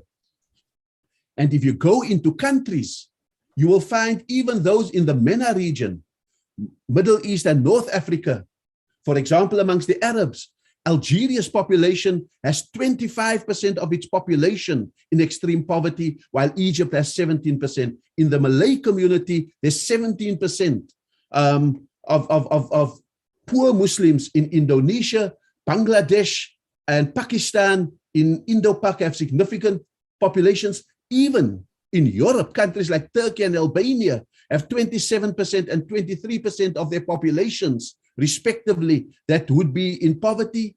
And in sub-Saharan Africa, we find that Sierra Leone, 70% of its population is in extreme poverty, Chad 63%, and Mauritania 46%. That's the reality that defines the Ummah, not the conspicuous consumption and the elitism that we see elsewhere. So we leave out quite a few, and I come to the conclusion that yes, indeed, the Ummah is poor. The next question, and it's already been argued and hinted at, why is the Ummah poor? This is the topic. Have Islam's material and human resources been mobilized against poverty? It may have been mobilized, but for what? For whom? And how? Because that's the next question. If you have 31% of the population, which may constitute a powerful human resource capacity within the Ummah, with so many of it being young, we should have, but what is happening to that human capacity within the Ummah? We have 70% of the world's energy and its potential, whether it is fossil fuels or whether it is the potential for green energy. We have 40% of the world's raw materials, from mineral resources to agricultural resources. But, and again, this has been painfully pointed out to us, we only have 9 to 11% contribution to the world's GDP. And our combined export trade is less than 10%, as particularly the OIC countries. The stark reality is that we add no value to what we export. We do not apply human capital because oil, maybe by its definition, is capital intensive and not human intensive and labor intensive. We do not spread the dividend, it circulates in elites. And so we must ask ourselves, how is it that we are failing to apply human resources to our natural resources and our economic resources, when from between the 8th and the 14th century, we were in a golden era. We revolutionized the world with geometry, trigonometry, algebra. We invented the astrolabe and even the humble crank that could turn cranes and make construction and car movement possible, etc. When Al-Zahrawi wrote the Encyclopedia of Surgery and so forth, we have become an ummah that is nostalgic. We look back at our golden age. We are not an ummah that is strategic, planning for a wonderful future, an equitable future, an inclusive future, a dignified future.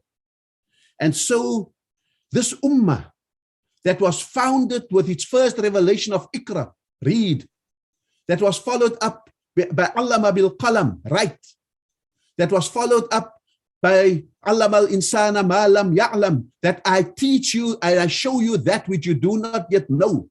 If those were the founding tenets of the Quran, how is it that we have failed and declined now to a literacy level where we are 70% of the OIC countries are literate, lagging 10% behind even the developing world in literacy levels?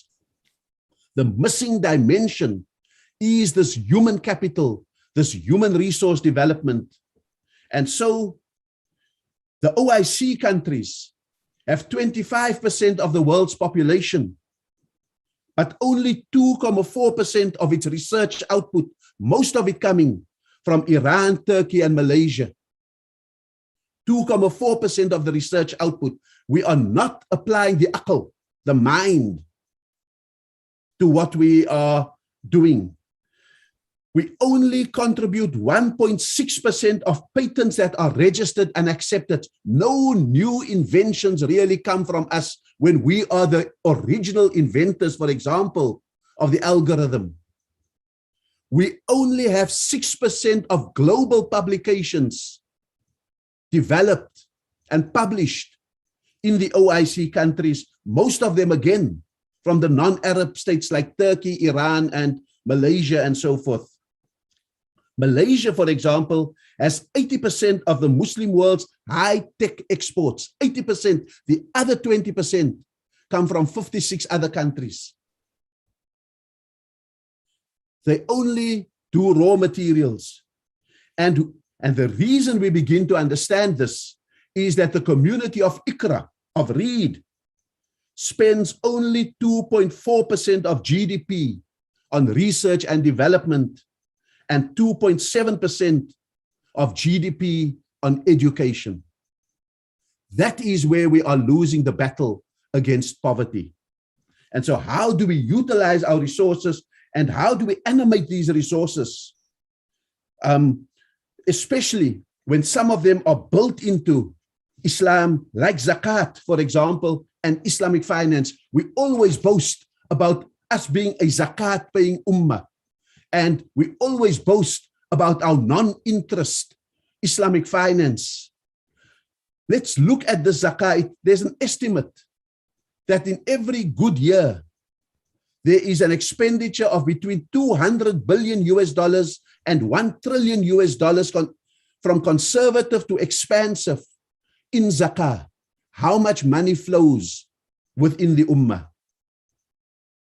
It's estimated, since we are also speaking about the development goals, it's estimated that $175 billion per annum over 20 years could end extreme poverty. Conservatively, we have 200 billion in zakah that circulates in a year. It is estimated that $2.5 trillion would fund the attainment of the strategic development goals. And the question we must ask ourselves is, why is there no real global, national, or even social impact from this kind of zakah culture that we have?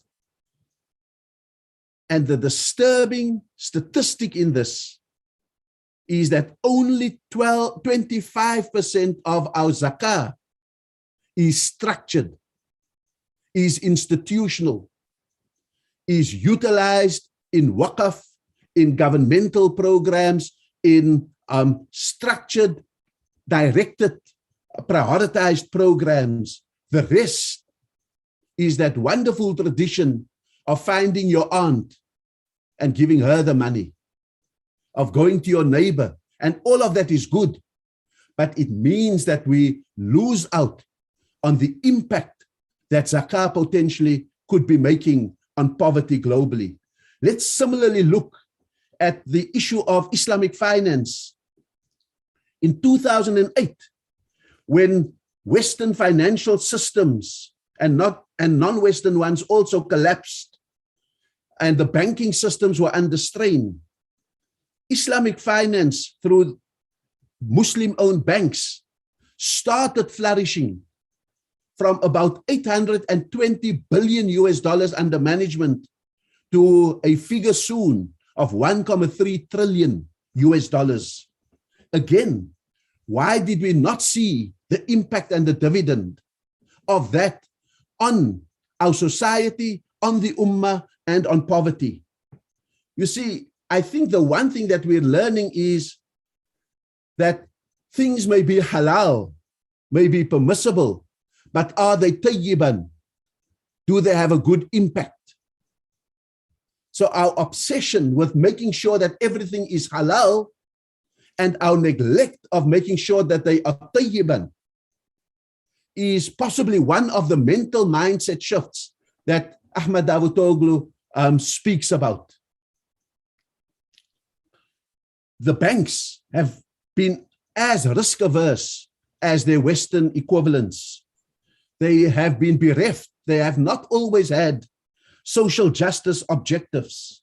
And so the question that we must ask is, if poverty is endemic in the ummah, if inequality exists within and between Muslim societies, if it is clear that we have declined in aql, in developing our human capacities and our human capital, and we have no impact on trade, on GDP, and on poverty, then we must understand that despite the fact that things like zakah and Islamic finance principles are embedded in Islam, we must then ask, do we need a set of new assumptions or return to the existing maqasid, the intents of the Sharia and Islam, and operationalize new methodologies? Because poverty in this age is not voluntary. It is not the Prophet ﷺ advising Sayyidatuna Aisha radhiyallahu anha to live frugally. It's not voluntary. It is not the incidental widow whose husband died in a war who needs relief. It is not simply humanitarian that there was an earthquake and there are people in poverty who needs to be helped. Our poverty, as has been argued before in this panel, is structural. It is embedded in society. It requires something different. And therefore, the question we must ask is, what and who do we invest in? And so there's a number of policy options. We have to, and I end on this. The first one is that we must free the capacity of instruments like zakah, Islamic finance, and a range of other instruments so that halal can be trumped also by tayyiban, that it mustn't only be permissible, it must also have a good impact. It must do good. It must fulfill the criteria of the maqasid. Ahmad Davutoglu have spoken about human dignity as a core one. Here, another maqsid is also threatened, the preservation of life. The one that is neglected is the one on aql, on developing the human mind. The one that is in danger is the one on human development or the right to wealth and the right to prosperity. And so therefore, we can't leave it any longer to individual choice or to chance. We have to do what has already been argued. We have to do it through greater institutionalization and coordination. We need to create institutions in society that have a macro view of where poverty is, in what form it is, where we need to invest, and how to attract the money of the ummah so that we can reach global and societal goals rather than individual and personal ones. The third one is to repurpose our instruments and our resources towards outcomes of poverty alleviation, of entrepreneurship, so that we can reach those maqasid and free up the potential of the ummah. That may mean in some of the Muslim societies, you can't have 50% of the population being women, being excluded, and young people not being equipped to be part of the emerging economy. We may have to, fourthly, provide guidelines to those institutions such as how to channel to priority areas, such as poverty alleviation. We need to balance between growth drivers and the safety net, so that those who are caught in between the old economy and the new economy do have some kind of social relief that prevents them from falling through the cracks of society. We need to free up the entrepreneurial gene within, which is not just a gene of opening businesses, but opening minds, so that we can inquire again, so that we can invent again, so that we can research again. That's the entrepreneurial spirit that we would have to impact. We need to also invest, as Professor Davutoglu says, in infrastructure, but not the kind of ones that are monuments to our leaders. We want to build tunnels. We want to build bridges. We want to build cities that will be named for us. But it must be also the infrastructure that makes the access to schools easy, that makes access to markets easy, that gets your goods moving, and electronic infrastructure that makes transactions seamless. And most importantly, we must invest in human resource development so that we catch up on the literacy levels, we catch up on the numeracy levels that we have, and we free up the minds so that we are neither held back only by what is legal, but we pursue what is good. We need, fifthly, to say who to invest in. We've got to invest in small and medium enterprises, particularly those run by women, because that immediately finds its way into the family and is a buffer to poverty, and in youth to free up their potential. Sixthly, we must anticipate where the human resource flow must go to. The fourth industrial revolution is absolutely critical, and so is the green economy, but we need an implementing agency as part of our institutions to make all of this work. And then lastly, we've got to go beyond the ideological binaries. We have made, for example, left and right a binary, capitalism and socialism a binary. I think all of us who want to free up the economies have to learn to play the violin. It needs a steady left hand, the guiding hand of the state, and the creative right hand, the creative hand of the market and the individual to ensure that the two work together, not against each other, that they become a harmony as opposed to a binary. And the second binary we must overcome is a policy binary between growth and distribution. Life has taught us that you can't grow without distributing, otherwise you create instability. It can't circulate in the elites only. And secondly, you can't distribute what you haven't grown. That's the path of Zimbabwe, where you borrow yourself out of trouble all the time until the penny drops. And so I think we must combine our efforts, not only within the Ummah, but between the Ummah and the rest of humanity. We must engage in collective action, and we must mobilize the unique response offerings that Muslims have. And I thank you very much for the opportunity to speak. Wa akhiru da'wana alhamdulillahi rabbil alameen. Thank you very much, His Excellency Ambassador Ibrahim Rasool, for your presentation. Very enlightening, thought-provoking, and very useful practical issues have been highlighted. We have questions, inshallah, at the end, if the time permits. With this, we move on to our next panelist, who is none other than Dr. Jomo K. Sundaram. To give you a brief background, Dr. Jomo Sundaram is a senior advisor at the Khazana Research Institute.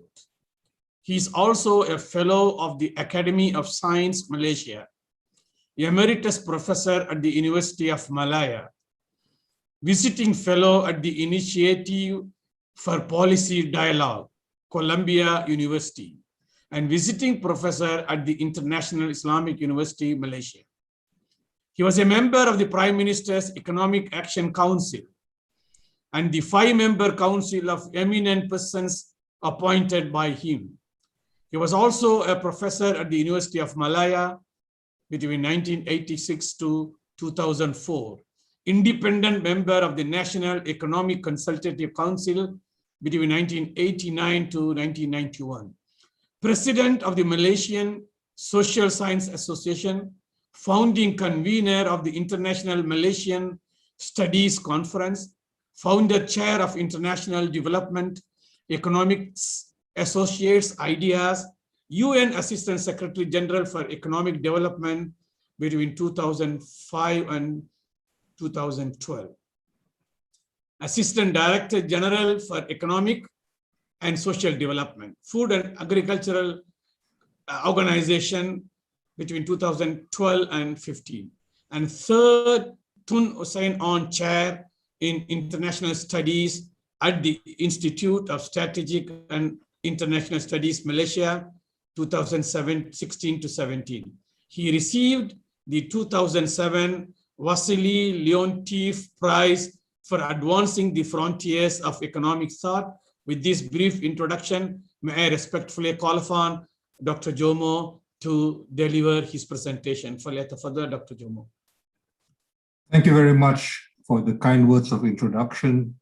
Brothers and sisters, friends all, Salam Alaikum. Salam.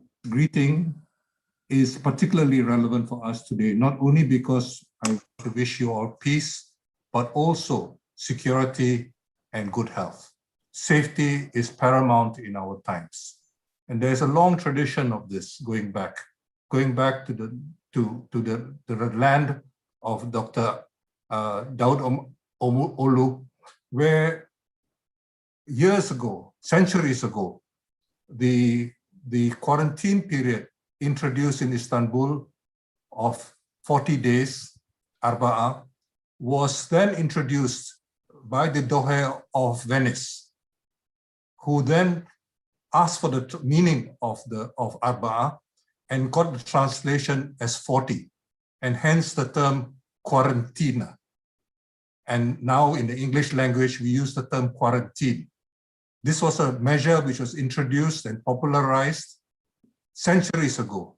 But unfortunately, we have often forgotten many of these things which we have from a very rich and important tradition. I think it's also important for us to recognize the very important and very practical comments made by the last three speakers. They come from tremendous, rich experience, and I feel I was actually tempted to give up my time entirely in order for us to go straight to discussion. But unfortunately, if I do that, I will never be invited again by the Islamic University or by ISTAC. So it is my obligation to say a few words here. I think one of the major challenges which we face in the world, following in the spirit of Dr. Daud Olu's comments, as well as Ambassador Rasul's comments, is the whole challenge which we face today, where a compatriot of Ambassador Rasul, Mustaqim Dagama, representative of South Africa at the World Trade Organization, has put forward a resolution asking for the intellectual property rights to be waived in order to reduce the costs of making available tests, treatments, protective equipment, as well as vaccines.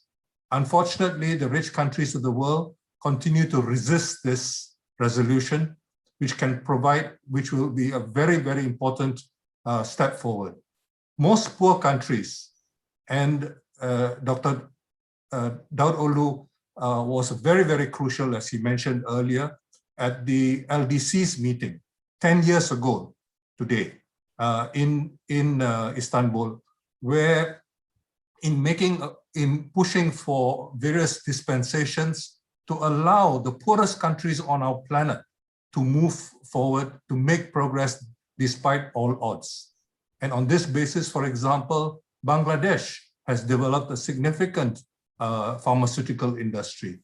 The capacity exists in the poor countries.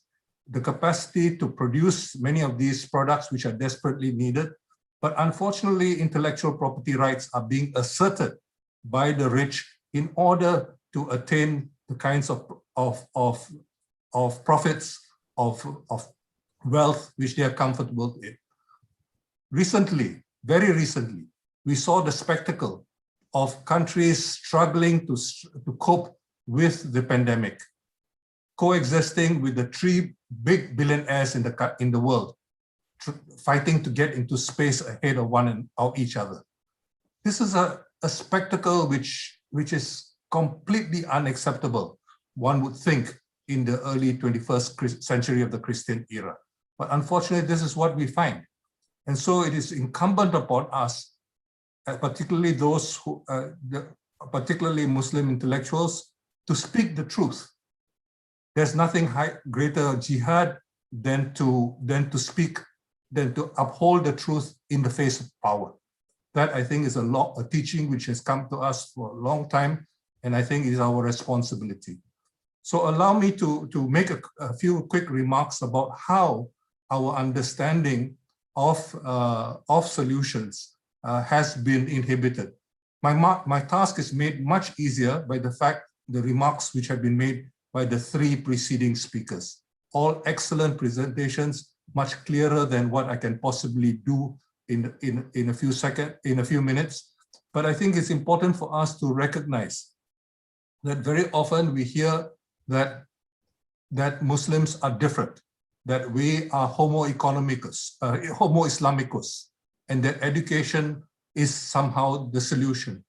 Unfortunately, as Ambassador Rasul has reminded us, human resource development involves much, much more, a comprehensive, holistic approach to the development of the human being. And this, unfortunately, has not been characteristic of much of the Muslim world. If we look, for example, at what has happened in the last half decade or so with Yemen, the poorest country in the Arab world. It has been subjected to an onslaught by 40 countries in a coalition, many of which are Muslim countries.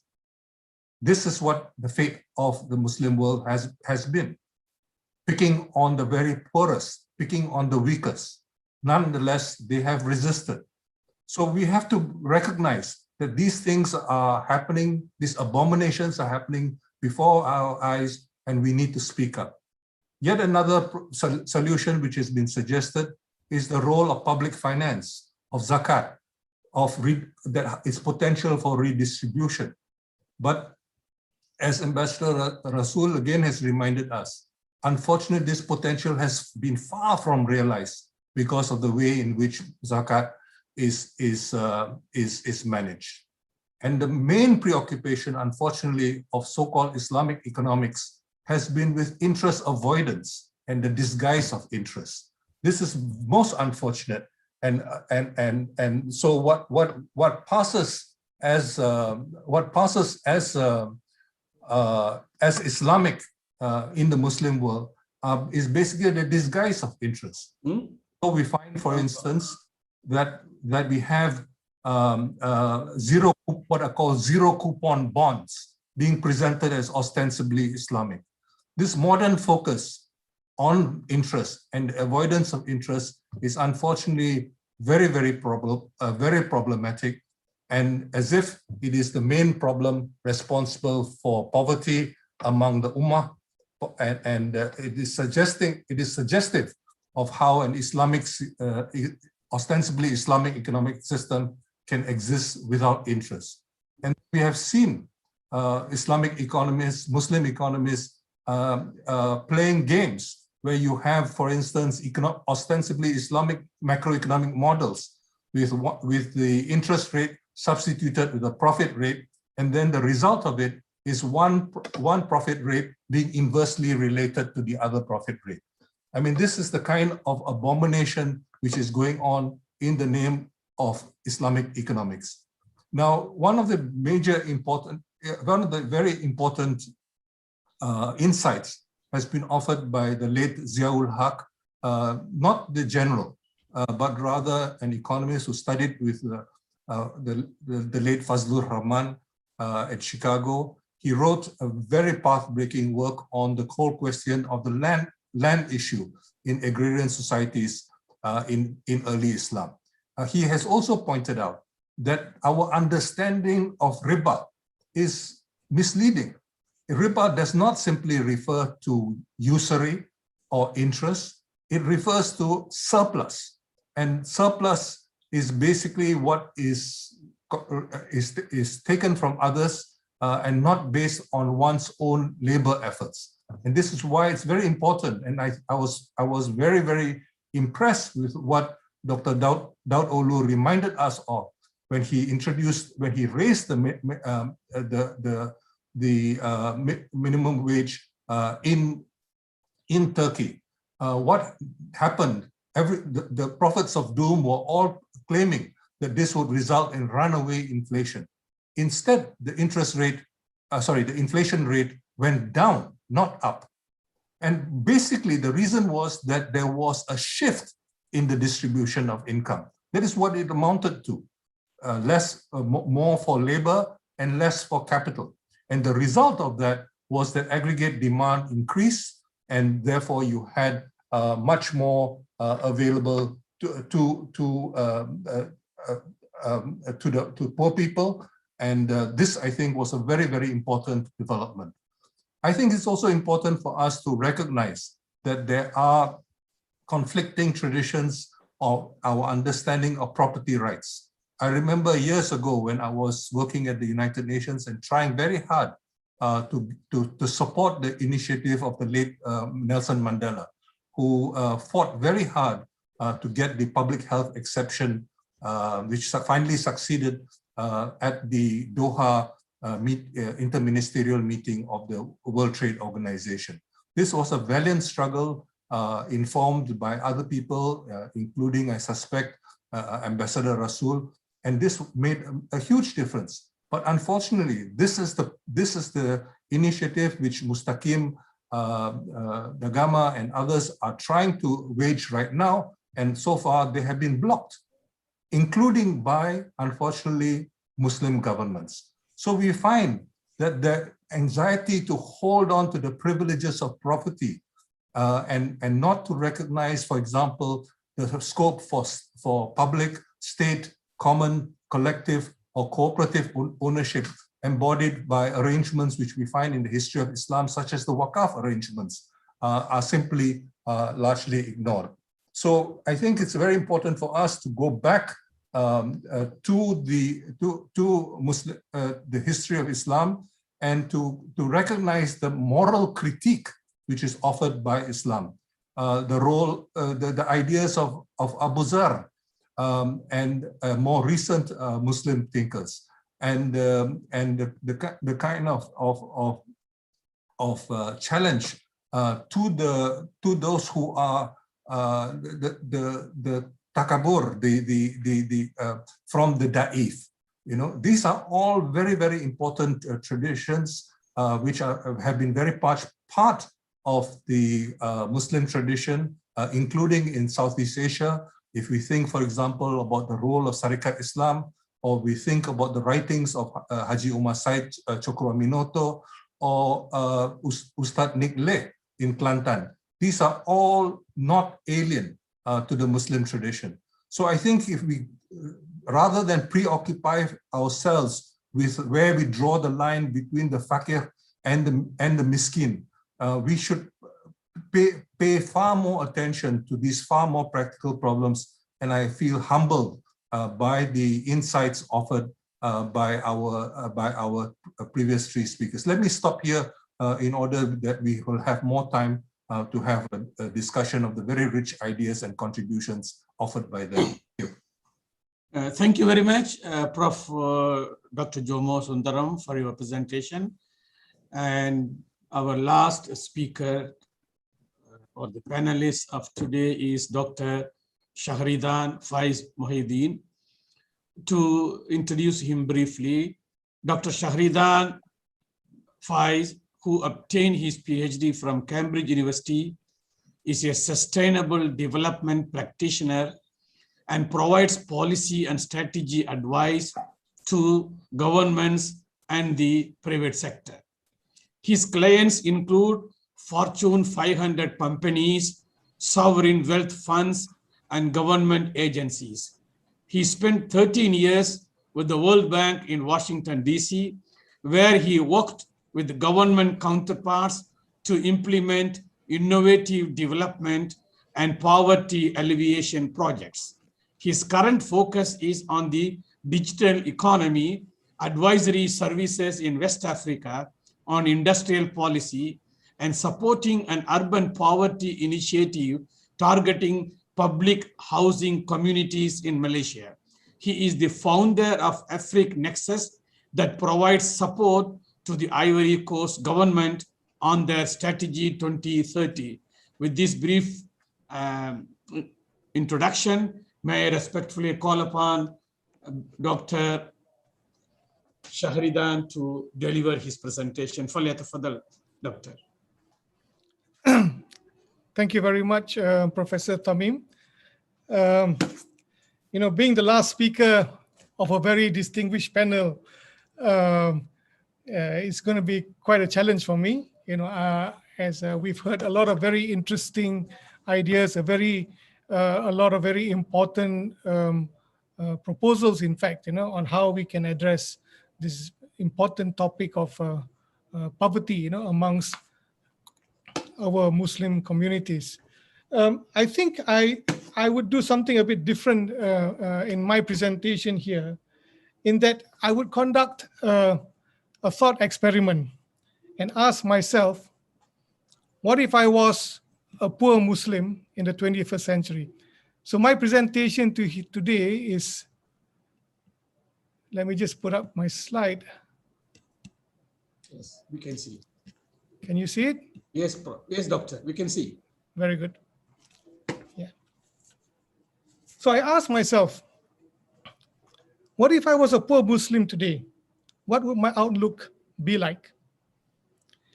If I was a poor Muslim today, I may be a slum dweller slogging in the sweatshops of Dhaka, or a child in Malawi helping my aged grandparents till the land, waiting intermittently for the transfer of money from my parents working in the cities far away. Or even the teenage daughter of a scholar in Syria, orphaned by war and struggling to keep my siblings alive in a refugee camp. If I were a poor Muslim today, I would like to know how bad is poverty in the Muslim community. I would discover that I'm not alone, that there are many other poor Muslims around the world struggling just like me. In fact, as this chart on malnutrition shows, Muslims appear to be worse off compared to non-Muslims where poverty is concerned.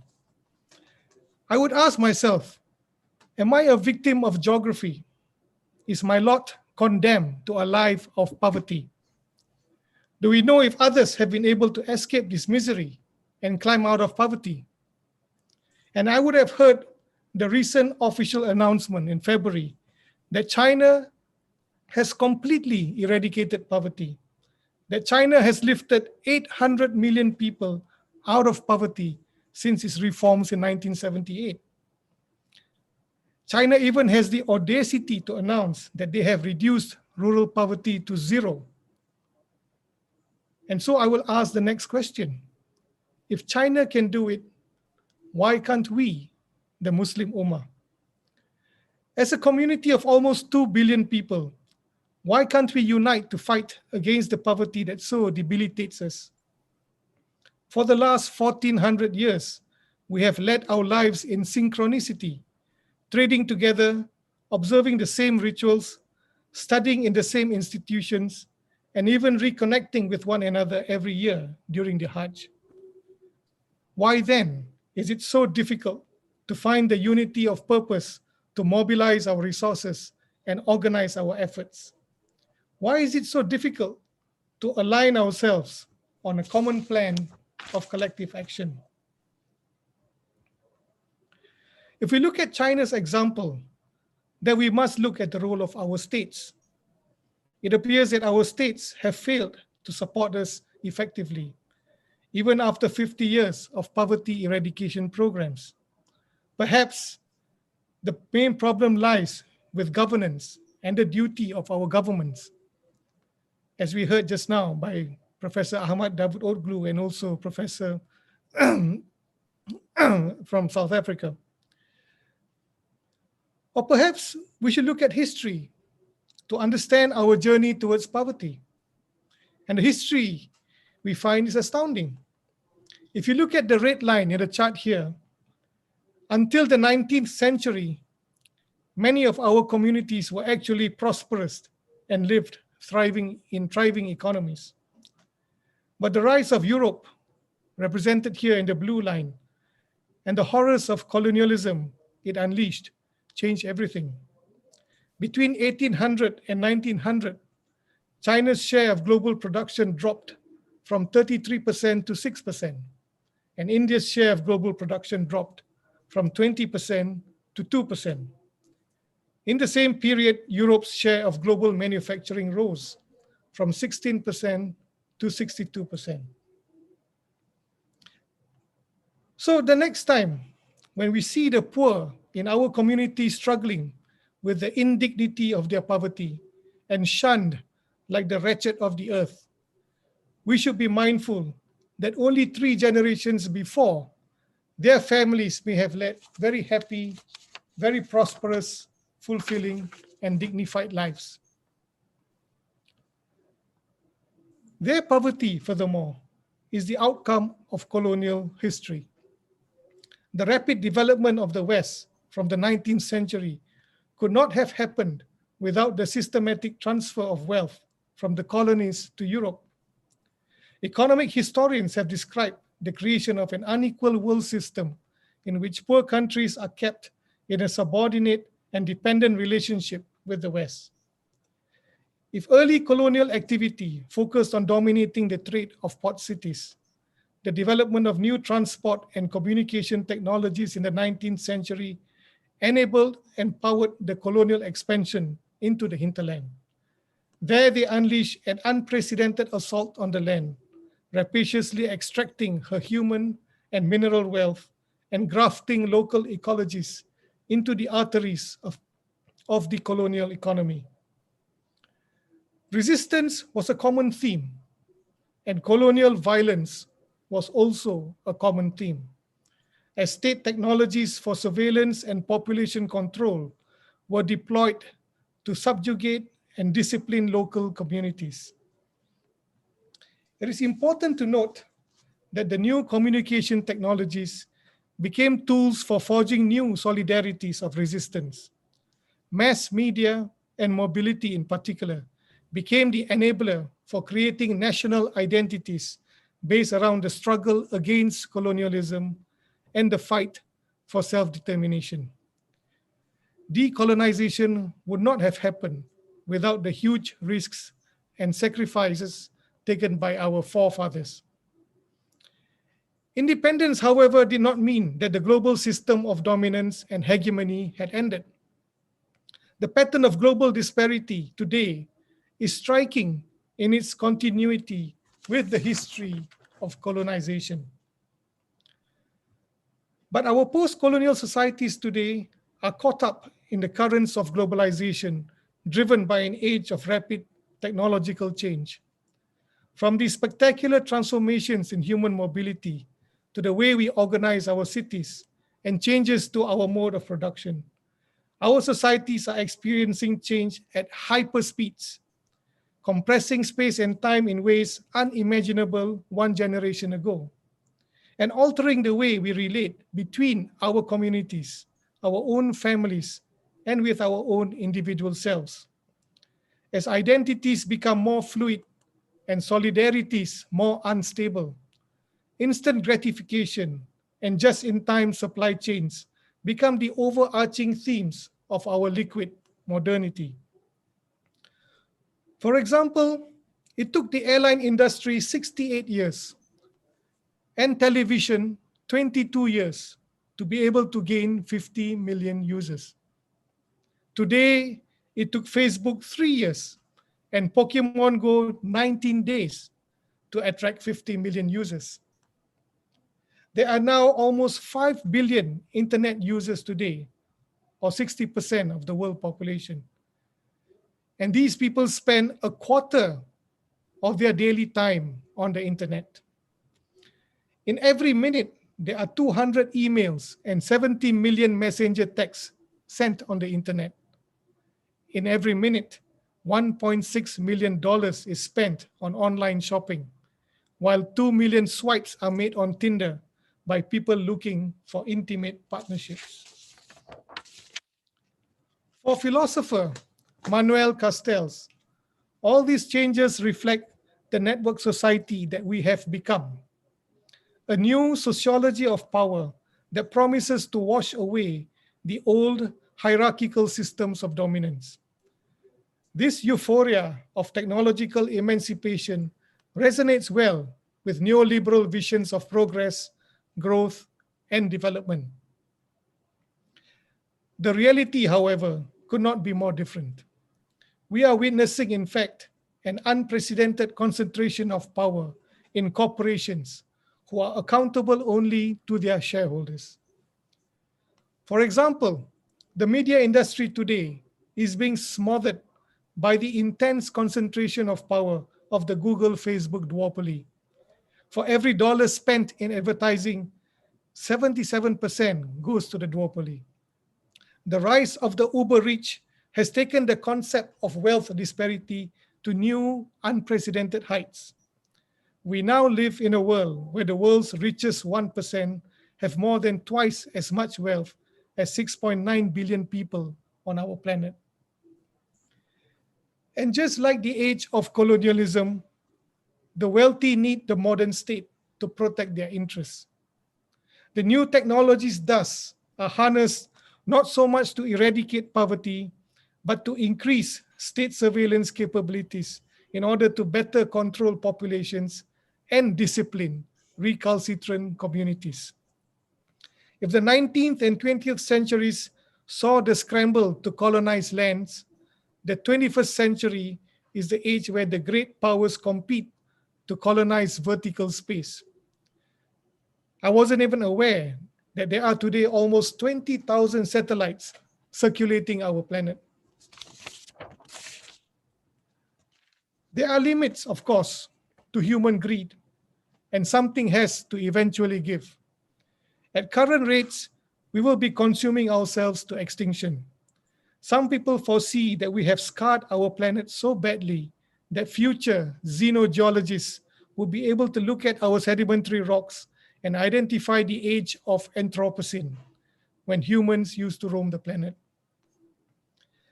As a poor Muslim, especially those living in urban areas, the COVID pandemic is nothing short of a nightmare.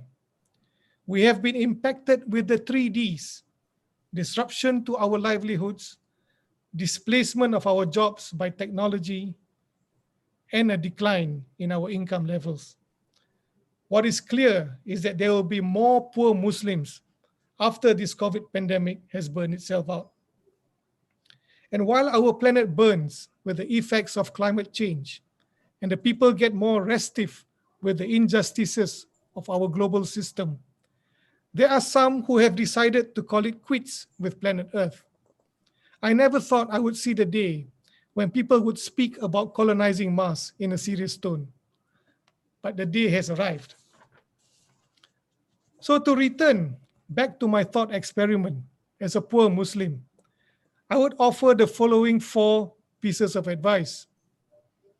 Firstly, why fixate on the bankrupt development model of the West?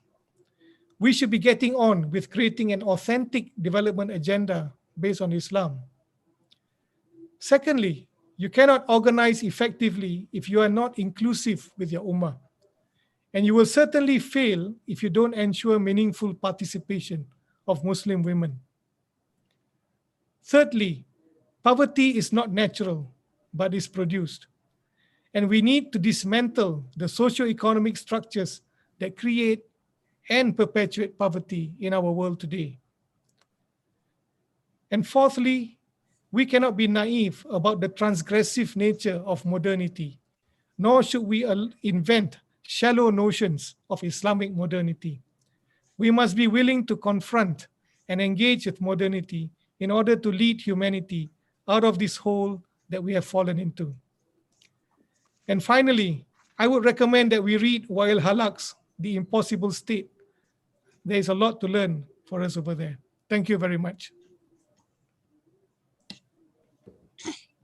Thank you very much, Dr. Shahridan, for your presentation. We have, by the grace of Allah, come to an end of our program. But before we do that, I would like to invite Emeritus Professor Dr. Prof. Usman Bakar to provide some responses. And before I invite him, let me briefly introduce him to our audience. Professor Usman Bakar, a doctorate in Islamic philosophy from Temple University, Philadelphia, is currently a holder of Al-Ghazali Chair of Epistemology and Civilizational Studies and Renewal at ISTAC IIUM. He is also an emeritus professor in philosophy of science at the University of Malaya. He was formerly distinguished professor and director of Sultan Omar Ali Saifuddin Center for Islamic Studies, University Brunei Darussalam. Professor Usman was also formerly Malaysian Chair of Islam in Southeast Asia at the Prince Talal Al Walid Center for Muslim Christian Understanding, Georgetown University, Washington, D.C., and Deputy Vice Chancellor, Academic and Research at the University of Malaya. Dr. Usman is the author and editor of 40 books and more than 300 articles on various aspects of Islamic thought and civilization, particularly Islamic science and philosophy, in which he is a leading authority. His most well-known books are Classification of Knowledge in Islam, Tawheed and Science. His latest books are titled Al-Farabi, Life, Works and Significance, and Colonialism in the Malay Archipelago, Civilizational Encounters. He has been named among the 500 most influential Muslims in the world since 2019. He was made a Dato in 1994 by the Sultan of Pahang and a Dato by the King in 2000. With this brief introduction, may I respectfully call upon Emeritus Professor Dr. Usman Bakar to make his response to our panelists. Thank you, Dr. Thamin. Bismillahirrahmanirrahim. Assalamualaikum warahmatullahi wabarakatuh. Dan salam sejahtera. First of all, I would like to thank all the panelists. I must say that this webinar tonight is one of the best I have ever attended. All the speakers have provided a very informative and insightful presentation. I think together they complemented each other very well. Let me start briefly. I just recount some of the highlights, and then along the way I try to raise some questions. Maybe the speakers can address them. Of course, the Professor Zulkifli's presentation is a very good opening in a sense, because it provides the facts and figures that define the global map and landscape of poverty, affecting, of course, mainly the Muslim Ummah.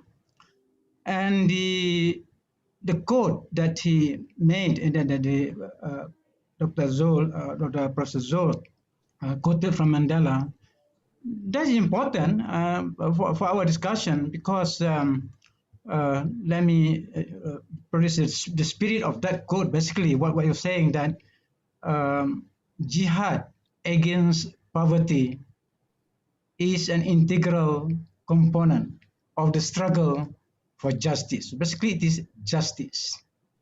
And therefore, that quote provides a kind of a mental framework for the jihad against poverty. And I think it is our love for justice that will keep us going in the fight against poverty. Then he came up with the, of course, it's very important idea just to remind us where we stand in terms of our consumption of the resources, natural resources. There is the idea of the per capita ecological print, and where the Muslim countries have a rather poor image in this respect. And although he did not, the president didn't have the time to deal more, but he mentioned a very important phrase, this what I call the compounding issues. The compounding issues that could inflate the global, and now in my own word, inflate the global balloon of poverty. So the balloon poverty is being inflated by a number of compounding issues. And I think it is where I thought that Dr. Ahmad Dr. Glor reaffirm or provide detailed discussion of what these compounding issues are. After explaining about the situation of the extreme poverty, where Muslims stand, I think I'm not going to I'll not touch on that. But I think I just want to restate here what he emphasized. This basically the problems that are afflicting us. One is that the lack of institutional support. That's the first problem that he mentioned. And he mentioned the question of that IDB. In other words, the needs could not be met by the dollars, the amount of dollars that we raise. And he pointed out this is precisely the lack of institutional support, the lack of global solidarity among the Muslims. But besides our pride in the unity of the Ummah, we do not, when it comes to the actual practice, we do not deliver what we're supposed to do. Now, he talks about the serious problems at national, regional, and global levels. I think this idea needs to be further researched, further elaborated by Muslim academics and so on. What we mean by these serious problems at these three levels. And I thought a very important thing, he raised this issue, which he presented as an issue, basically the gap between individual obligation of Muslims versus the collective obligation. A point also later raised by Ambassador Ibrahim. Yeah? We have been observing this gap for quite some time. In other words, if we look at the behavior of Muslim society, basically at the individual level, they may be, doing their obligations to pay zakat and to do wakaf and so on. But somehow, when it comes to collective engagement, collective enterprise, what we call the ummatic spirit, it is to be questioned, basically. Then the very, very important thing, the transformation of education, the important. Now, somehow, the message that I get from him is that we are not doing well. We somehow do not do well when it comes to transforming education. So maybe he can we ought to know. All right. I mean, if there is a case, I mean, where are we actually among the Muslim countries? What do we need to do? All right. And in Turkey, for example, all right, we know the important role played by Waqf in the education, the development of education, for example, that can be a model for other Muslim countries. It's something that we need to know more.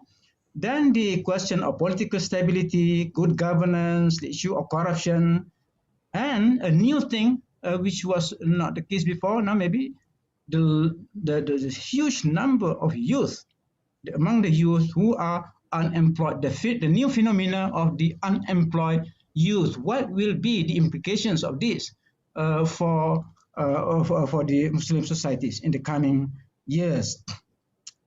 And of course, I think I would like to raise the issue. All right, if the states have failed, or we have made with all these failures that we have, and something is, I think none of the speakers raised this. I want to raise this, the role of civil society.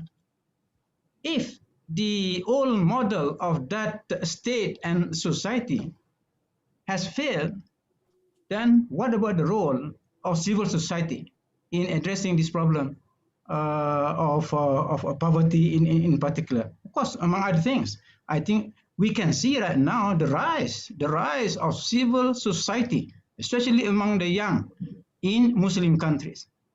I think they will affect the near future. We hope so, inshallah. Then I go to Ambassador Ibrahim Rasool. He reaffirmed the points made by Dr. Ahmed Dadoglu, and the important point is that he emphasized basically for jihad to succeed, certain social conditions must prevail, must exist. Right?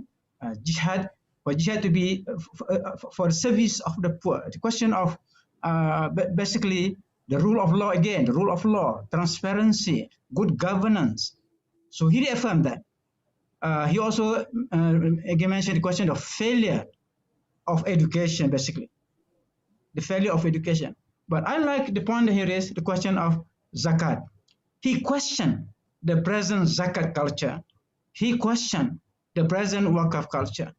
Because there is a big, huge source of money, of cash, of basically financial strength of the Muslim Ummah. I think this is a global complaint. It is not just a complaint of one single community, Muslim community in Africa or in Asia, but this seems to be global. What is wrong? What is going wrong with the zakat culture, with wakaf culture?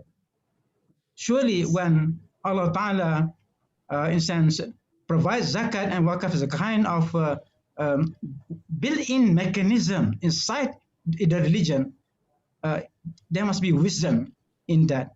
But I think we need to look at our failure in this respect. And basically, what is the impact on society? Yeah. So he also raised a question of the proposed value. He proposed a kind of value-added enterprise. Very interesting. The idea of value-added enterprise from halal to tayyibah. Halal and tayyiban. Yeah? I think it's something that we need to look now that people talk a lot now about the halal thing, but we hope that something new will come out of this. And I would like to ask Ambassador Ibrahim. Right, he was Chief Minister of the Western Cape Province for a number of years, and he tried to transform that now. And we know very well pockets of poverty in Cape Town. I used to visit a few times. Then I mean, all right, can he provide as a kind of model for the rest of say the Sub-Sahara at least? The experience of his experience in the Cape Town province, and he also mentioned the question of the importance of our expressing solidarity with the non-Muslims in this. Then I think Dr. Jomo, always presentation in short, I think he raised a number of very, very pertinent issues. Right? That I jotted down here. The question of intellectual property rights, which has become the weapon of the rich countries to exercise control over the poor countries. This is a Western invention. This is a modern Western invention. You can imagine, if Islamic civilization in the past wanted to exercise intellectual property right, you would have it would have been a different world altogether.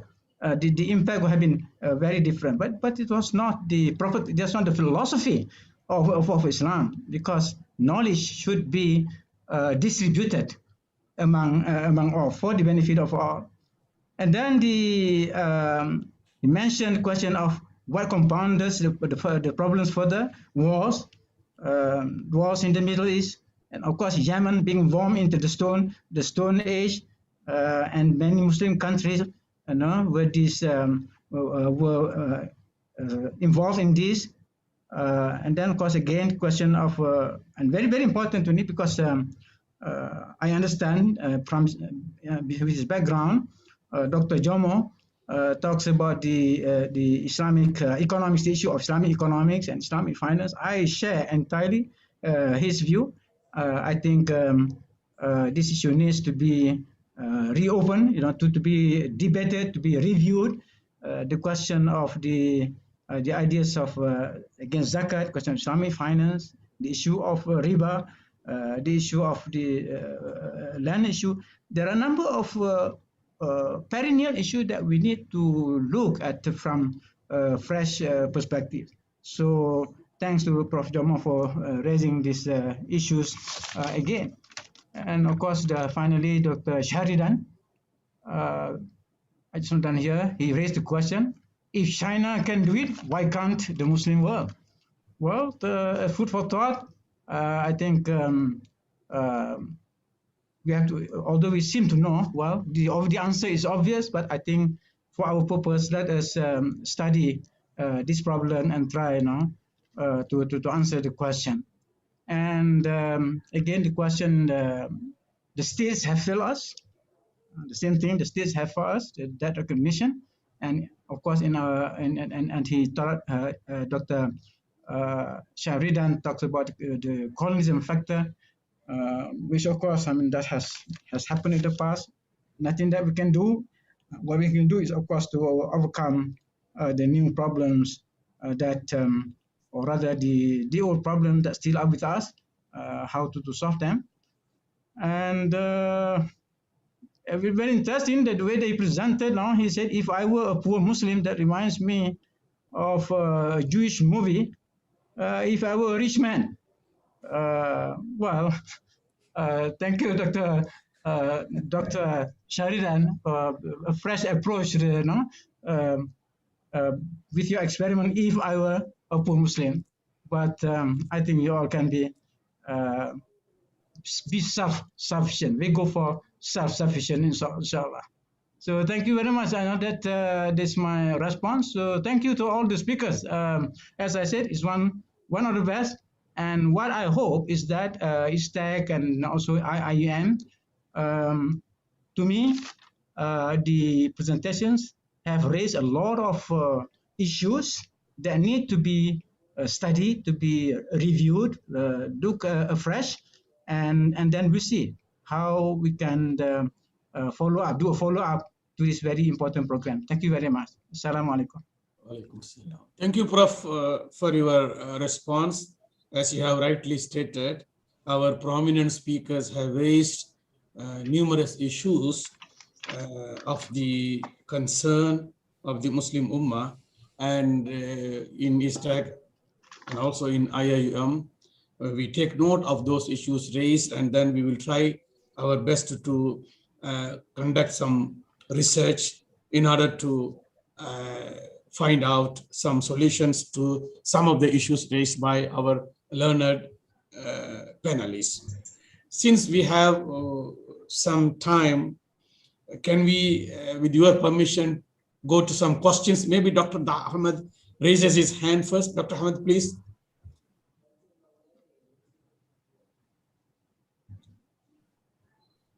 Thank you very much, Brother Tamim, and thanks for all the contributions. I really learned a lot, and it was a great session. Just one issue which was raised by Professor Osman Bakr. I want to underline one very significant issue. It is civil society. Yes, civil society should be in the picture. And in fact, two elements. One was by Dr. Shahreddin about inclusion of Muslim women. Both are in my presentation. I shortened it for the time. But for civil society, again, we have to be realistic. Unfortunately, today in these Muslim societies, including the most democratic societies, civil society is being limited, restricted, and sometimes oppressed by the state, tried to be controlled by the state, either by a secular ideology or in Muslim societies, some very traditional legitimacy, let me say, do not allow civil society to develop themselves. Last year, 2 years ago, I attended a meeting, a conference in Qatar on Malik bin Nabi conference. Our dear brother Amir Ibrahim, myself, and in these days, he is very, we are all following and praying for Tunisia, Professor Dr. Ghanouchi. We were 3 panelists there. Somebody asked me, with these analysis, I made some analysis about Muslim world based on Malik bin Nabi. What is the main problem of Muslim societies? I said freedom of thought. Because without freedom of thought, you cannot understand, analyze, or any crisis, and you cannot make suggestions. Today, and without freedom of thought, you cannot have civil society. Today, Muslim, in our societies, freedom of thought is highly limited. One concept I want to address here. We have in Turkey, for example, we have huge civil societies, many hundreds of wakf. In many other Muslim countries, same. But do they really civil? Are they really civil? Are they financing themselves? Or if they see something wrong in state, do they act properly? Yes, you are right. Civil society must be strengthened. And poverty, jihad against poverty could be made by civil society organizations. But for that, we need to reform state apparatus, political philosophy. One concept which I see that missing in my political practice as well, I observe, is public order in the Muslim world. We have state order, we have individuals, citizens. In fact, whoever gets power in state order, official state order, he or that group, that party, thinks that that state belongs to them. Neither state, nor treasury, nor wealth belongs to state or citizens. It belongs to public. Unfortunately, one of the concepts we have to focus to reform our mentality on political order. We have to reinterpret and reinvent the concept of public. One leader starts a political movement. When he comes to power, we have to admit this fact, he's not acting as if that power is amana to him. He's acting as if he is the owner of the power. And power means economic power, wealth, treasury. Therefore, I said corruption. Therefore, I said transparency. Whenever leader, party, this part or that part, I don't mean any single one, but this is the general phenomenon in our countries. When they own, they think that it belongs to them. And they are not transparent. So wasting resources, the title was there, our natural resources is being wasted by this autocracy. Whenever you have autocracy, you cannot have civil society. In order to have civil society, you have to have an imagination of public order, not just state order or official order and individual life. Today, poverty is a public problem. State must act. But when state or statesmen, all of us, when we are acting, we have to act that all these treasure or resources are amana to us, not our personal property. It is temporary. Many of Muslim leaders today, they are saying that world is temporary, but they want to stay in power forever and keep the treasury, keep the resources for his clan, ethnicity, sect.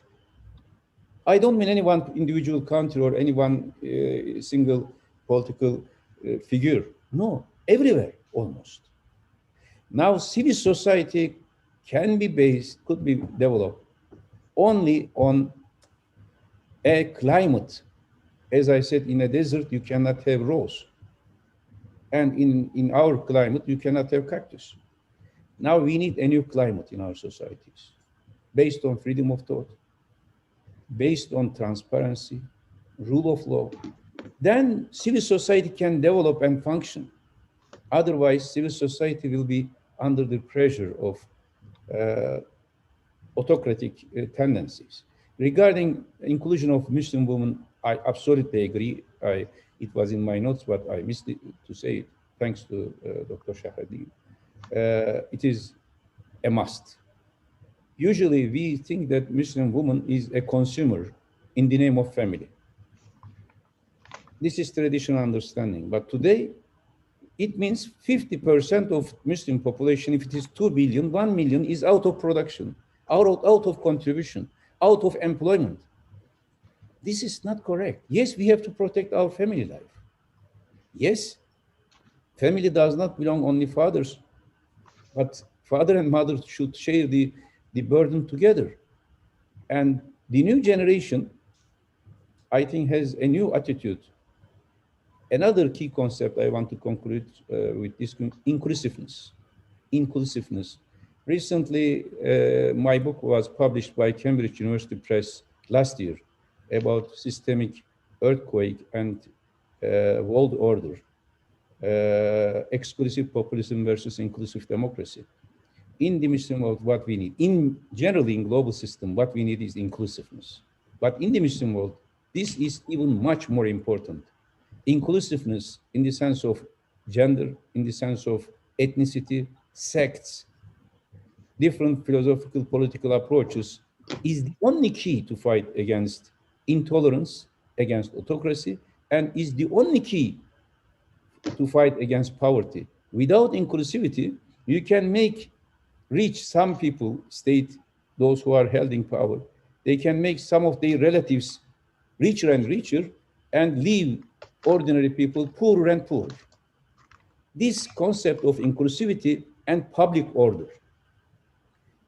public authority, public order should be accepted by all Muslim leaders, all Muslim political authorities and intellectuals in order to fight all evils, including poverty, intolerance, terrorism, violence, polarization, etc.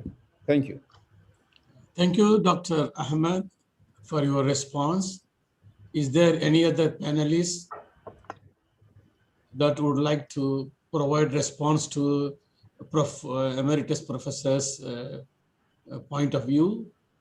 I think Ambassador Ibrahim would like to say something. Just very quickly,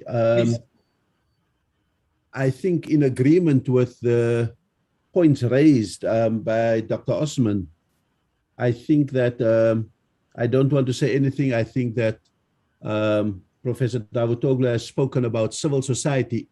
You see, we have an array of civil society in South Africa, particularly in Muslim society, each one busy with humanitarian work and raising a number of sadaqah, zakah, lillah, and all of those kind of contributions from the Muslim community, and really helping with the poor, but are they helping against poverty? So in the uprisings that we saw last week, a number of Muslims were also targeted. And I spoke about how Muslim organizations that does so much good because it raises so much money from Muslims may sometimes send the wrong signals and create in very poor societies also what I call the politics of envy. So you think you're doing good and that you're immunizing yourself against the anger of the poor. But every time you do good, you may increase the politics of envy because the poor think, why do you have so much? What advantages did you have under apartheid? And what is the posture of the upper hand that gives? Is it with sympathy or is it with empathy? And so I think civil society needs to be examined very clearly before they just get a blank check to be able to be instruments of a new paradigm. They must have the new paradigm themselves in order to do it. So that's the one thing. The second thing then is on the challenge on how we tackled this issue in Cape Town. I understood, and again, I go to the sequencing that we have spoken about today. The first was to establish a vision of inclusiveness, a vision of equality, a vision of a society that works. And that is why our vision was to make a fractious province a home for all, so that we buy. So this is a very important notion. We buy the patience, we reward the patience of the poor by regulating the commitment of the rich. Meaning, for the poor needs to feel this investment in them, this vision that they are central to, by the regulation you place on the rich, not the excessive taxation, not the this, but creating regulations for their generosity. So that's the one thing, an inclusive vision. And then to drive a dual strategy, what we call growing and sharing Cape Town. Meaning that you've got to grow it and you've got to share it. And so we had high drivers for investment, and we were able in a matter of 4 years to raise $1 billion worth of investment, but we placed it in places that created jobs, that gave income security and all of those. Otherwise, we could have just done the conspicuous kind of things that needed to be done. But at the same time, rewarding the poor for their patience while you make the transition in society also means putting in place a safety net.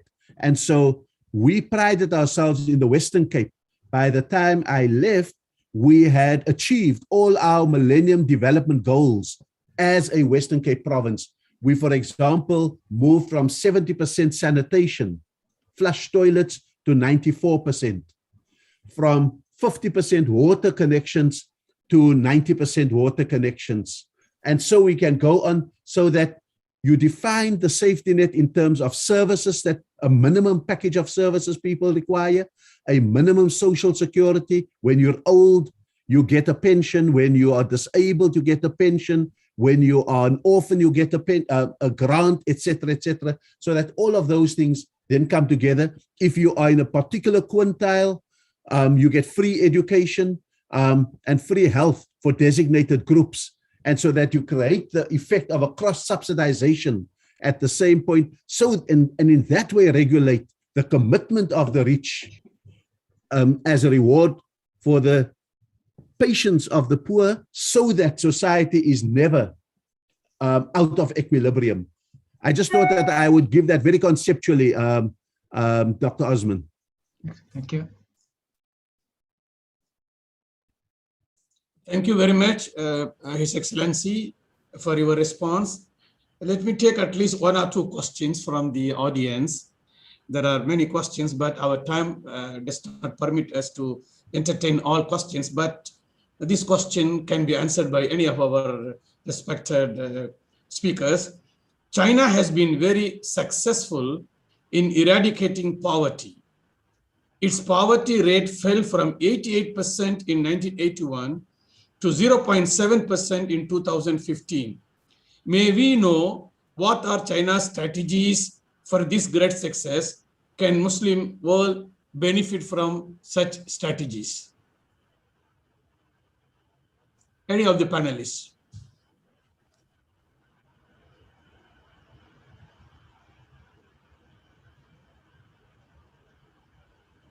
I think Dr. Sharidan should answer that. Okay, Dr. Shari, please.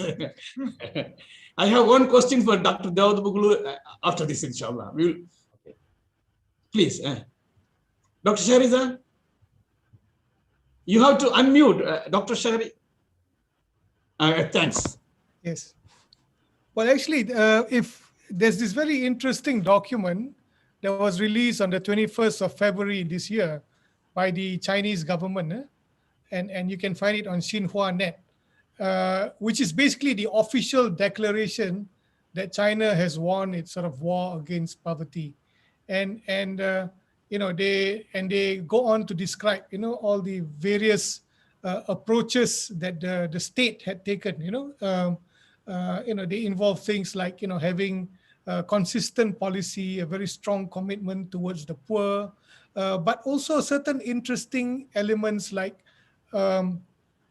being able to create programs that are, as this topic we spoke about earlier, that are inclusive, that actually ensure the participation of the poor in determining the strategies for getting out of poverty. So those are some of those interesting elements of the program that the Chinese government had imposed. But the one thing I found actually particularly interesting, and unfortunately because of the short time, I left out that graph from my slide, is that when you look at the public spending for poverty program, they actually had a comparison between spending by the sort of central government and spending by local governments. And you could see that the spending by local governments far, exceeded the spending done by the central government, no? Which showed that there was a very strong emphasis on the local, in terms of very strong emphasis on mobilizing local resources, local capabilities, understanding problems in their local context, strengthening what you could call local governance in being able to address the sort of the spectrum of issues where poverty alleviation is concerned. So that to me are some of the interesting things that one could learn from the Chinese experience. Okay. Thank you, Doctor. This question is specifically directed to Professor Dr. Ahmad Dawood Gulu. How far Waqf institutions could eradicate poverty? How far Waqf institutions could eradicate poverty?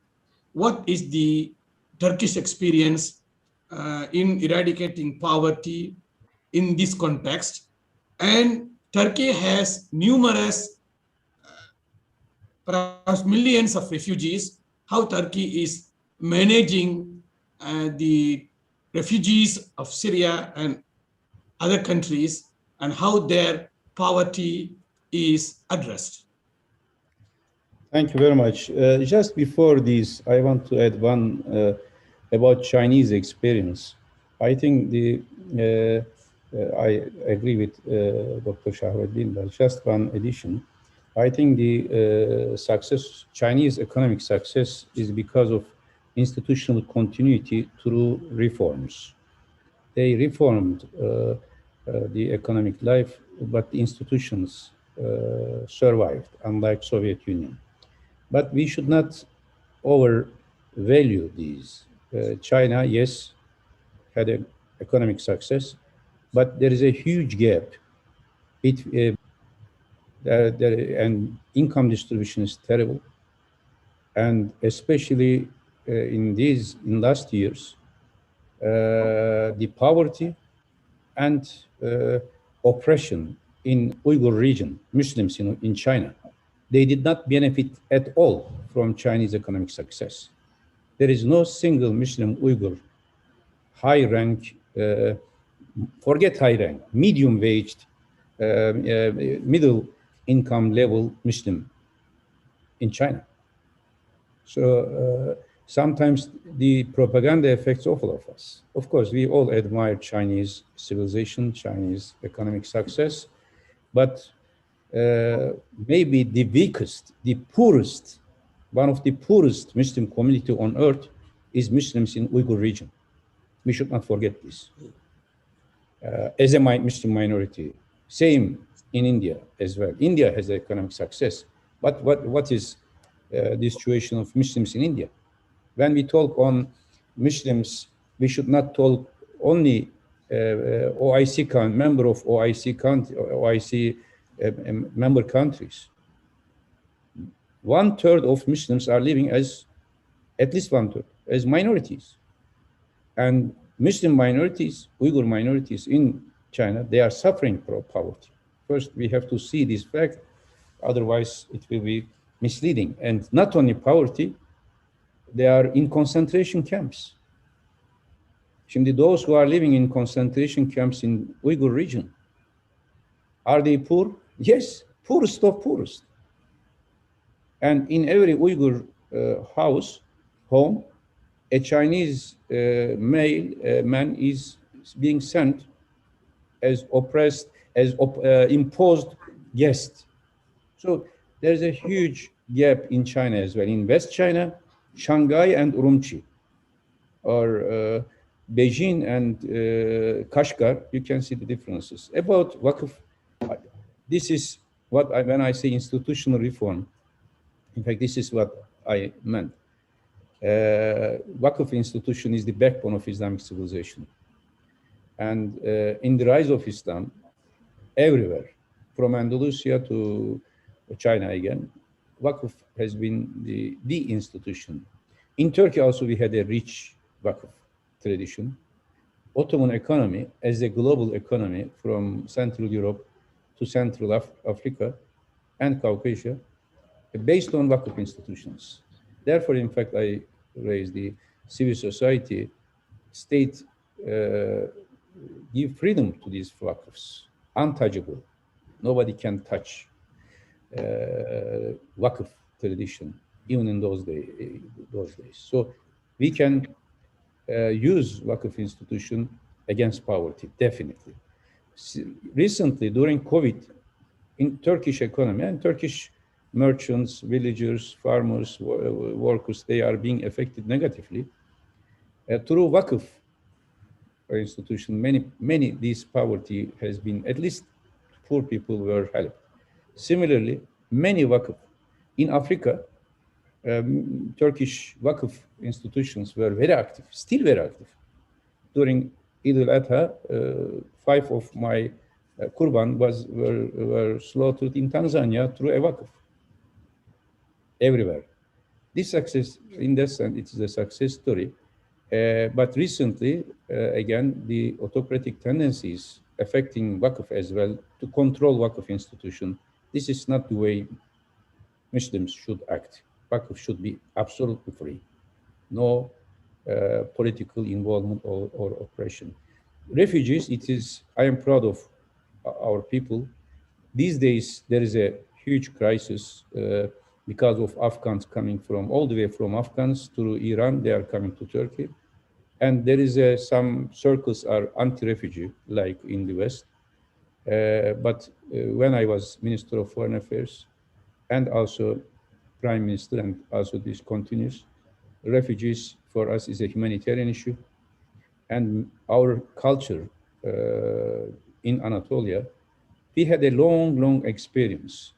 Refugees came from Balkans, from Central Europe in 19th century. From Caucasia, Chechens came. Now we have hundreds of thousands of people from Uyghur origin, Albanian origin, Bosniak origin, refugees. Now they are coming from Syria. Of course, it is a burden, but at the same time, it is a culture.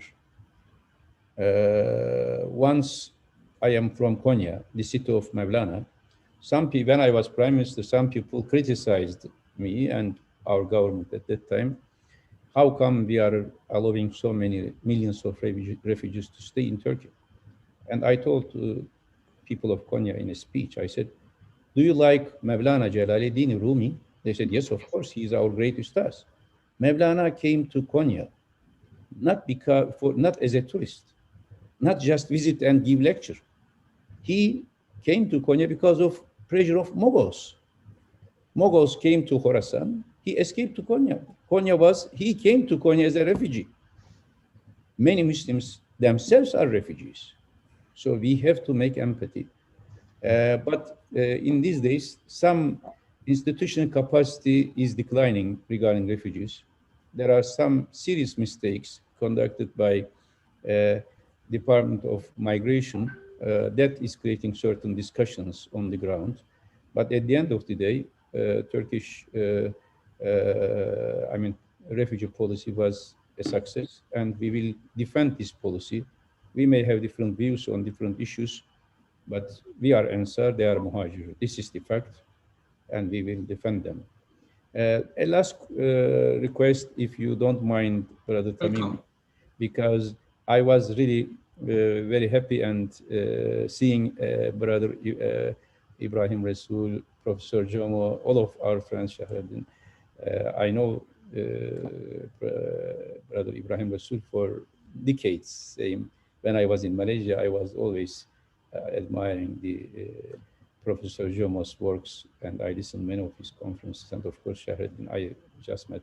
Can you share us with, I know I have your telephones and emails, but can you share the emails and telephones, mobile phones of all participants to each other, so that we will not look for other resources, for other guides. So with your help, we can touch. I have all their emails. I will send it to you tomorrow. Inshallah. And mobile phones. Inshallah, no problem. That's great. Thank you. Thank you very much, Dr. Ahmad Daud Gulu, for your remarks and your other highlights. I'm not in a position to entertain other questions, although there are many questions from the audience, because the time is now 11:10 and our learned speakers have been sitting for the last 3 hours without moving here and there. So we need to end our webinar. In order to end our webinar, may I respectfully call upon Emeritus Professor Dr. Usman Bakar to conclude the session by giving vote of thanks. May I respectfully call upon Prof. Well, thanks, Dr. Tamim. I just want to take this opportunity to express the sincere thanks from ISTEC and the university as a whole, UN, to all the panelists, and we really appreciate your willingness to, to be with us. I know everyone is very, very busy, but that's why we really appreciate, especially to Dr. Ahmad Dodoglu. I know he's very, very busy, but and to the Ambassador Ibrahim, Professor Jomo is very, very busy. And even Dr. Shahreddin, for all 4 of them, very, very busy. So thank you very much. We, all listeners, the viewers, benefited a lot from your presentation. As for ISTEC itself, we certainly try to look again at the presentations, pick up the select important issues that need to be studied, to be researched on, and we hope that the theme of this webinar, Jihad against poverty, there'll be follow-ups in the maybe into smaller discussion groups and so on. But we will not let this to rest here. I think that thank you again. May Allah bless you. Assalamu alaikum wa rahmatullahi wa barakatuh. Thank you very much, Emeritus Professor Usman Bakar. Actually, I just want to inform our respected panelists that Honorable Transri Rector has to attend another meeting at 10 p.m.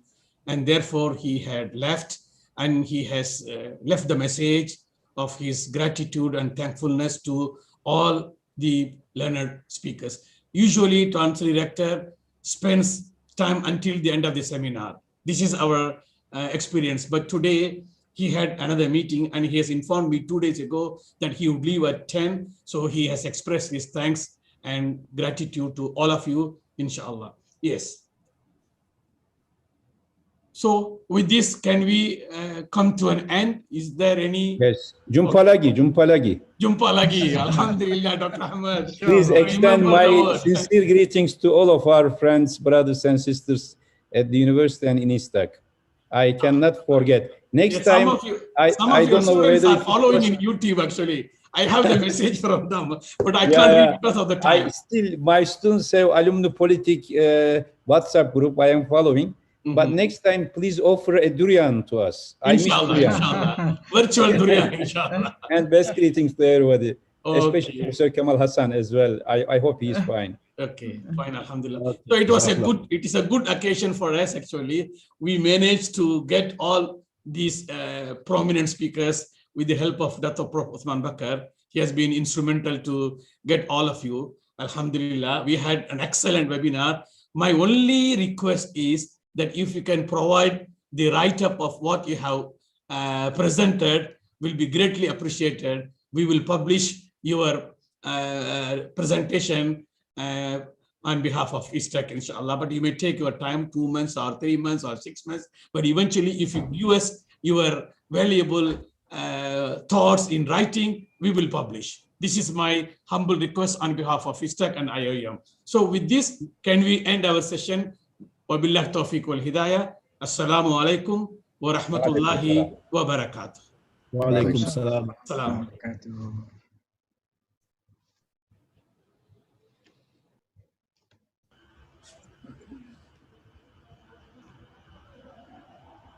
Prof. Jamal, alhamdulillah. Okay. Ma salama. Again,